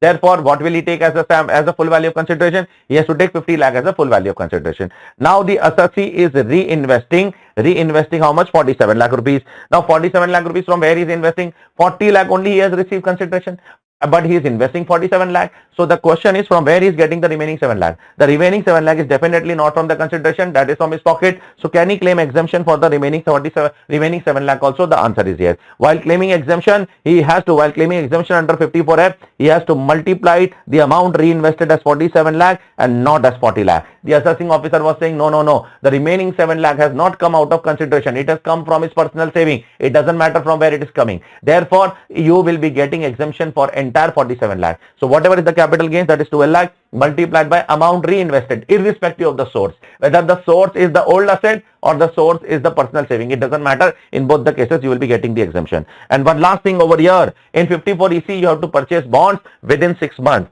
So what do I mean by purchase bond? If I paid the money and if the bonds are issued beyond 6 months, is that okay? That is okay. If you have paid the money and if the bonds are issued within 6 months or outside the period of 6 months, it doesn't matter. The investment has to be made within 6 months. If you have made the investment within 6 months, you will be eligible to claim exemption under 54EC. The bonds can be issued even after 6 months. That's okay. I hope it is clear to all of you. Let's move to the next part number 10. Sir, what is part number 10? Part number 10 talks about capital gains in case of block of asset. What will happen in case of block of asset? See, always remember, whenever you transfer any block of asset of plant, machinery, furniture, building or intangible asset other than goodwill is not a part of block of asset now, then in that case the gain is always short term.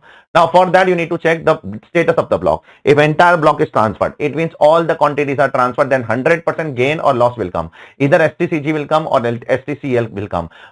Always remember, when entire block is transferred, then 100% gain or loss will come.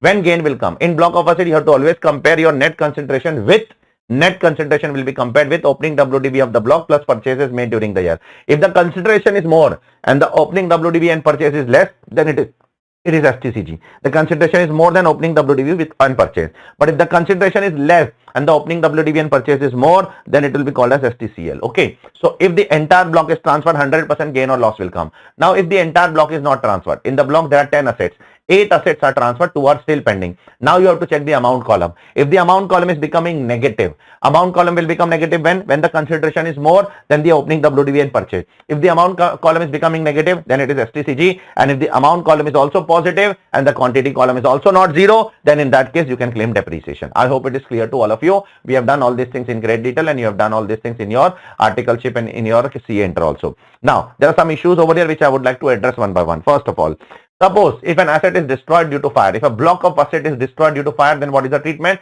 The treatment is very simple. Whenever the insurance claim will be received, at that time you should reduce that block of asset, that insurance amount from the block of asset. Okay.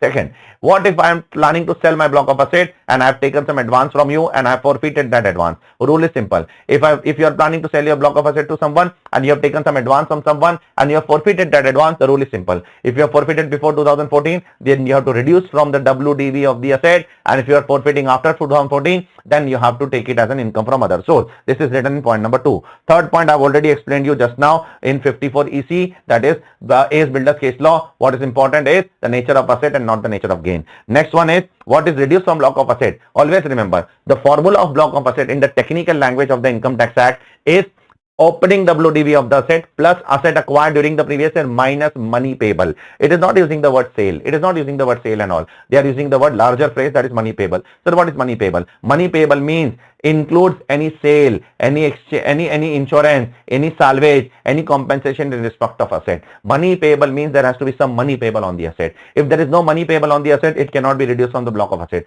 For example, I have 10 assets in my block, out of which 2 assets are useless, so I have discarded them. Discarding does not mean money payable. So 2 assets which I have discarded, can I reduce the value from the block? No. Unless and until there is a money payable on it, you cannot reduce that from the block. I hope it is clear to all of you. One last thing over here is Shakti Metal Depot versus CIT 2021 Supreme Court judgment. Here the assessee was making an argument. In the block of asset of assessee, there were some assets which were not used for last 2-3 years for the purpose of business, because it was not much useful in the business, so they were not using. So assessee was making an argument, because the assets are part of block. I agree, the assets are part of block, but we are not using it for the purpose of business and profession. Therefore, these assets which are even though part of block but not used for the purpose of business and profession should be treated as long term. The law says that no. The Supreme Court said that no. The moment an asset is part of a block of asset, whether it is used or does not use, whenever you will sell it, the gain will always be part of block and it will be always STCG. Now you cannot segregate the part of block as some portion which is used as block, that can be STCG, and which is not used, that will be called as LTCG. No. Once the asset is forming part of block, it will always be what? It will always be STCG only. There is no question of LTCG now. Okay. So this is what the discussion of block of asset is all about. Let's move on to the next part, that is taxation of demerger now. How demerger is taxed under the income tax law. First of all, what is demerger? Demerger is nothing but a company, say AB Limited, in which there are 2 units, unit A, unit B. Now, unit B is not functioning properly, or there are losses in unit B, so we are segregating that unit and making it a separate company. So, unit B will be called as a separate company, will be all the assets and liabilities of unit B will be given to a separate company, and existing company will be a separate company. The existing company will be called as a demerged company, and the unit which is segregated, that will be called as what? That will be called as a resulting company. Now, what is demerger? The definition of demerger is given under section 219AA. 219AA it is given, where you have to fulfill 6 conditions. First, all the properties of the demerged unit should be given to the resulting company except fictitious assets. Except fictitious assets, all assets should be given to the resulting company. Second, all the liabilities should also be given to the resulting company. When you give the liability, there can be 2 types of liability in your balance sheet. One which is specific to that demerged unit, give that completely. One which is general liability, give that proportionately. What is the proportion? What is the general liability is of the company which is not dedicated to any particular unit, but that is dedicated to the entire company, that you have to give it in some ratio. What is the ratio? Whatever is the value of asset transferred in demerger divided by total value of the assets before demerger. So what it has to be given in the proportion of the asset transferred. Whatever is the asset transfer divided by total asset, that much liability should also be given to the demerger, to the resulting company. While computing the asset in the numerator and denominator, do not take 2 things. Do not take revaluation in the numerator and denominator while computing asset, and also do not take fictitious assets in numerator and denominator. I hope it is clear to all of you. Next one, all the properties and liabilities are supposed to be transferred at book value. But if the other person is following not book value but following India's example, then you can value at other than book value also. You can value at market value also, or fair value also, whatever you want to. Then the resulting company. See, the demerged company is giving 1 unit to the resulting company. In exchange, the resulting company has to give something to the shareholders of demerged company, correct? So the resulting company has to give the shares to the demerged company shareholder. So the resulting company will give only shares to the shareholders of demerged company, not any other asset. Okay. Then at least 75% of the shareholders in value should participate in this demerger. Like in amalgamation also, there was a criteria of 75%. Here also there is a criteria of 75%. And last but not least, the transfer is of undertaking concern is a going concern. That the undertaking which you are transferring should be a going concern undertaking. It should not be a very old unit. Okay. It should not be a very old unit. It should be a running unit which is transferred under demerger. And last but not least, If there is a demerger of a public sector company, then it is considered to be a deemed demerger. For public sector company getting demerged, all these 6 conditions are not relevant. These 6 conditions are by default fulfilled for a demerger of a public company. Okay, I hope it is clear to all of you. Now, what are the tax implications? Whatever assets are transferred from demerged company to resulting company in the process of demerger is fully exempt under section 47. Only one condition should be fulfilled. The resulting company, that is the recipient company, should be an Indian company. If the resulting company is an Indian company, whatever assets are transferred by demerged company to resulting company is fully exempt under the income tax law. Next, now where are the assets? The assets are in the hands of the resulting company. Now the resulting company is selling the assets. So what will be the cost? The cost will be the cost to the previous owner. Period of holding will be clubbed. I hope it is clear to all of you. Now let's talk from the perspective of the shareholder. What will shareholder do? The shareholder of the demerged company will give their existing shares of the demerged company, and in exchange what they will take? They will take 2 shares.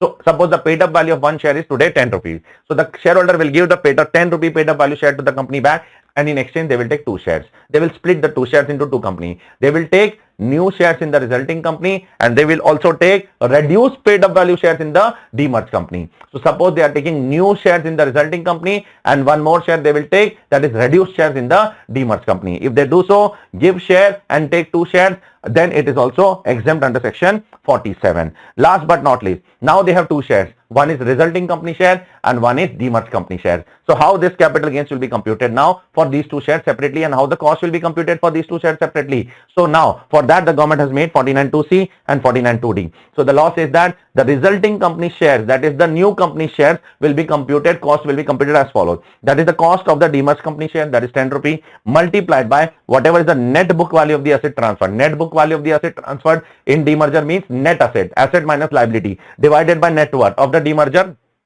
of the demerged company before demerger. It means net worth means what? It means paid up capital of the demerged company before demerger plus general reserve. The definition of net worth is given. So you have to divide the ratio cost of acquisition in the ratio of net book value of asset transferred in the demerger divided by net worth of the company before demerger. Whatever is the value, that will become the cost of the resulting company shares, and the difference amount will become the cost of the demerged company shares. I hope it is clear to all of you. Now there is one Supreme Court judgment of CID versus KBD Sugars and Distilleries Limited, 2023 Supreme Court. Now what has happened in this case?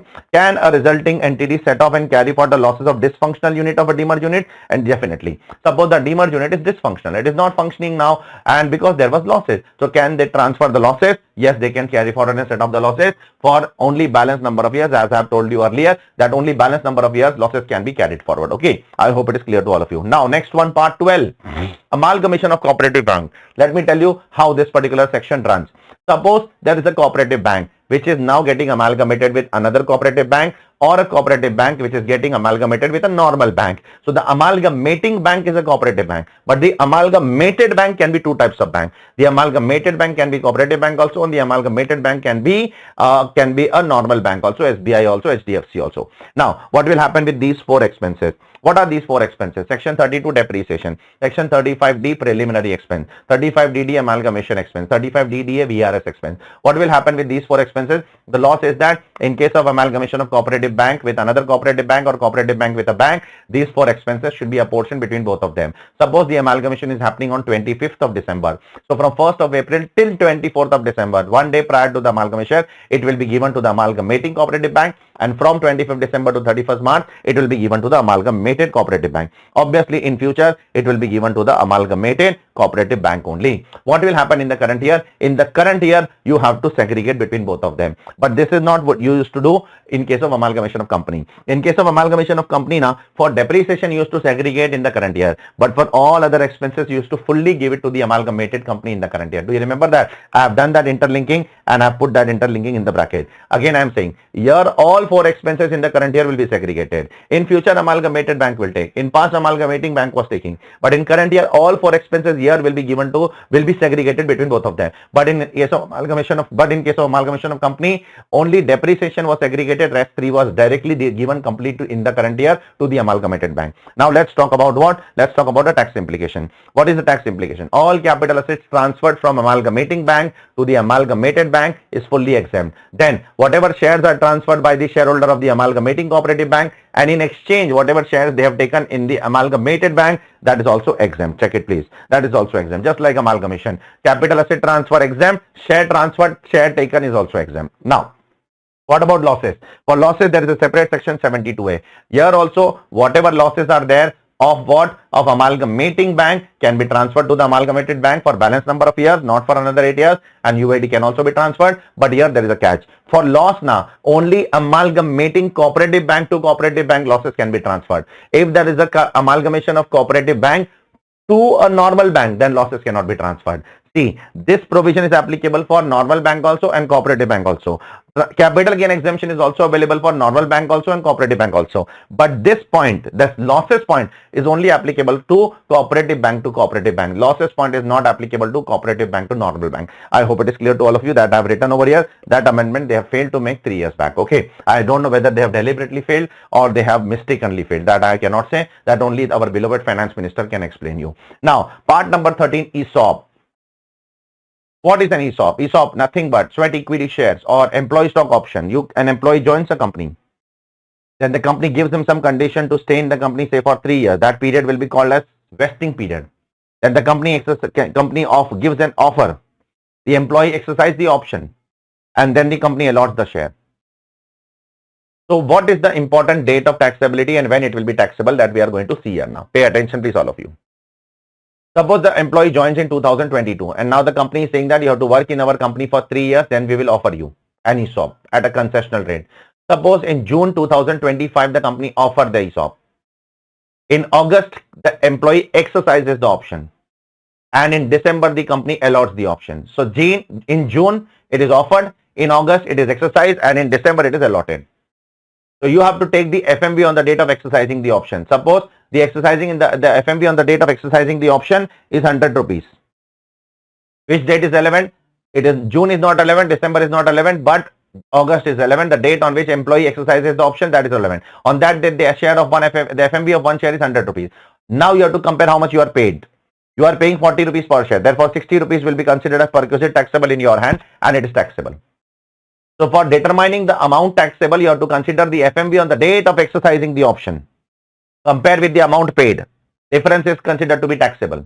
Now when it is taxable? It is taxable on the date on which it is allotted. Taxability will be on the date of allotment, that is in December. So in December it will be taxable. I hope it is clear to all of you. This can also be in 2 different years. So exercise has happened in February, but allotment has happened in May. Therefore, you will take the value of February, but you will pay tax in next year, financial year, in May. Now later on when you will sell these shares, what will be the cost? The cost of acquisition of the shares will be 100 rupees, not 40 rupees. The period of holding will be counted from where? The period of holding will be counted from the date of allotment of shares, from December onwards. The period of holding will be counted. I hope it is clear to all of you.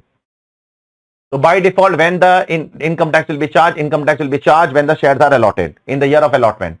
The value will be of the date of exercising the option.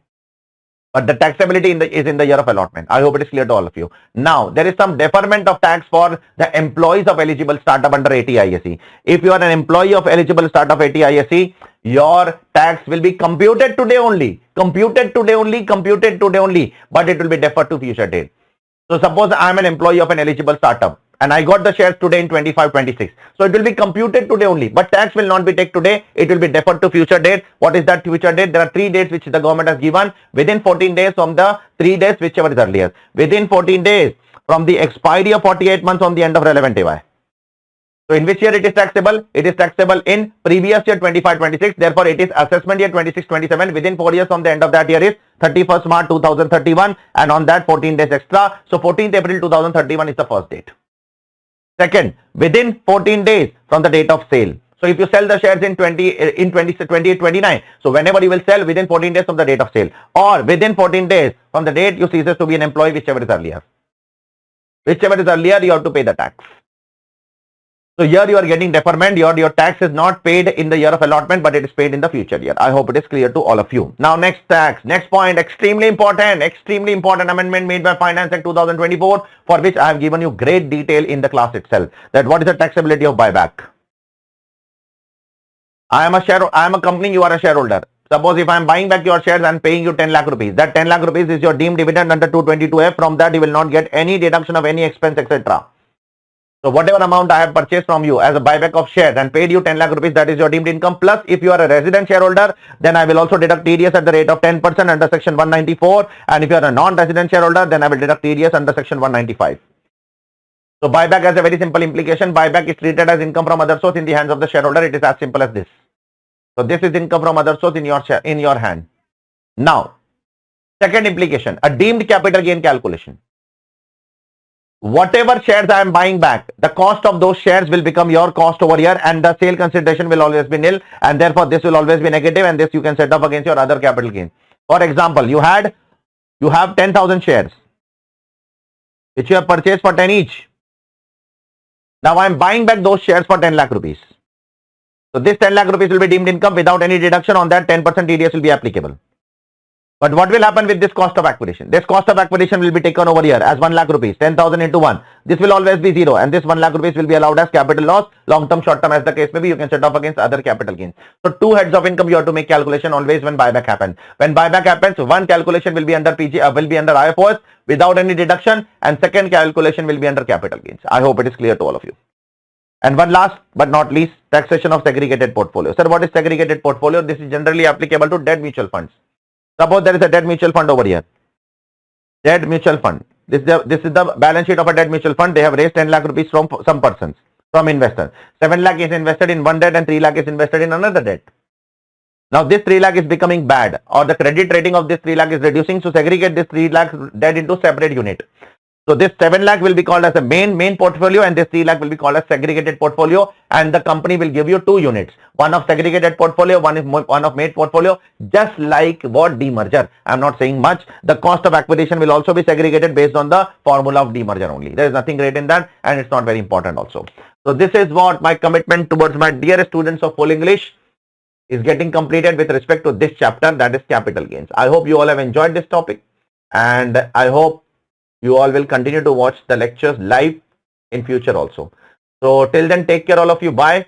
I'll be coming up with the next topic, maybe transfer pricing. Non-resident taxation I've already put for you all. So transfer pricing is the next topic that I'm going to put for you all. Till then, take care all of you. Bye.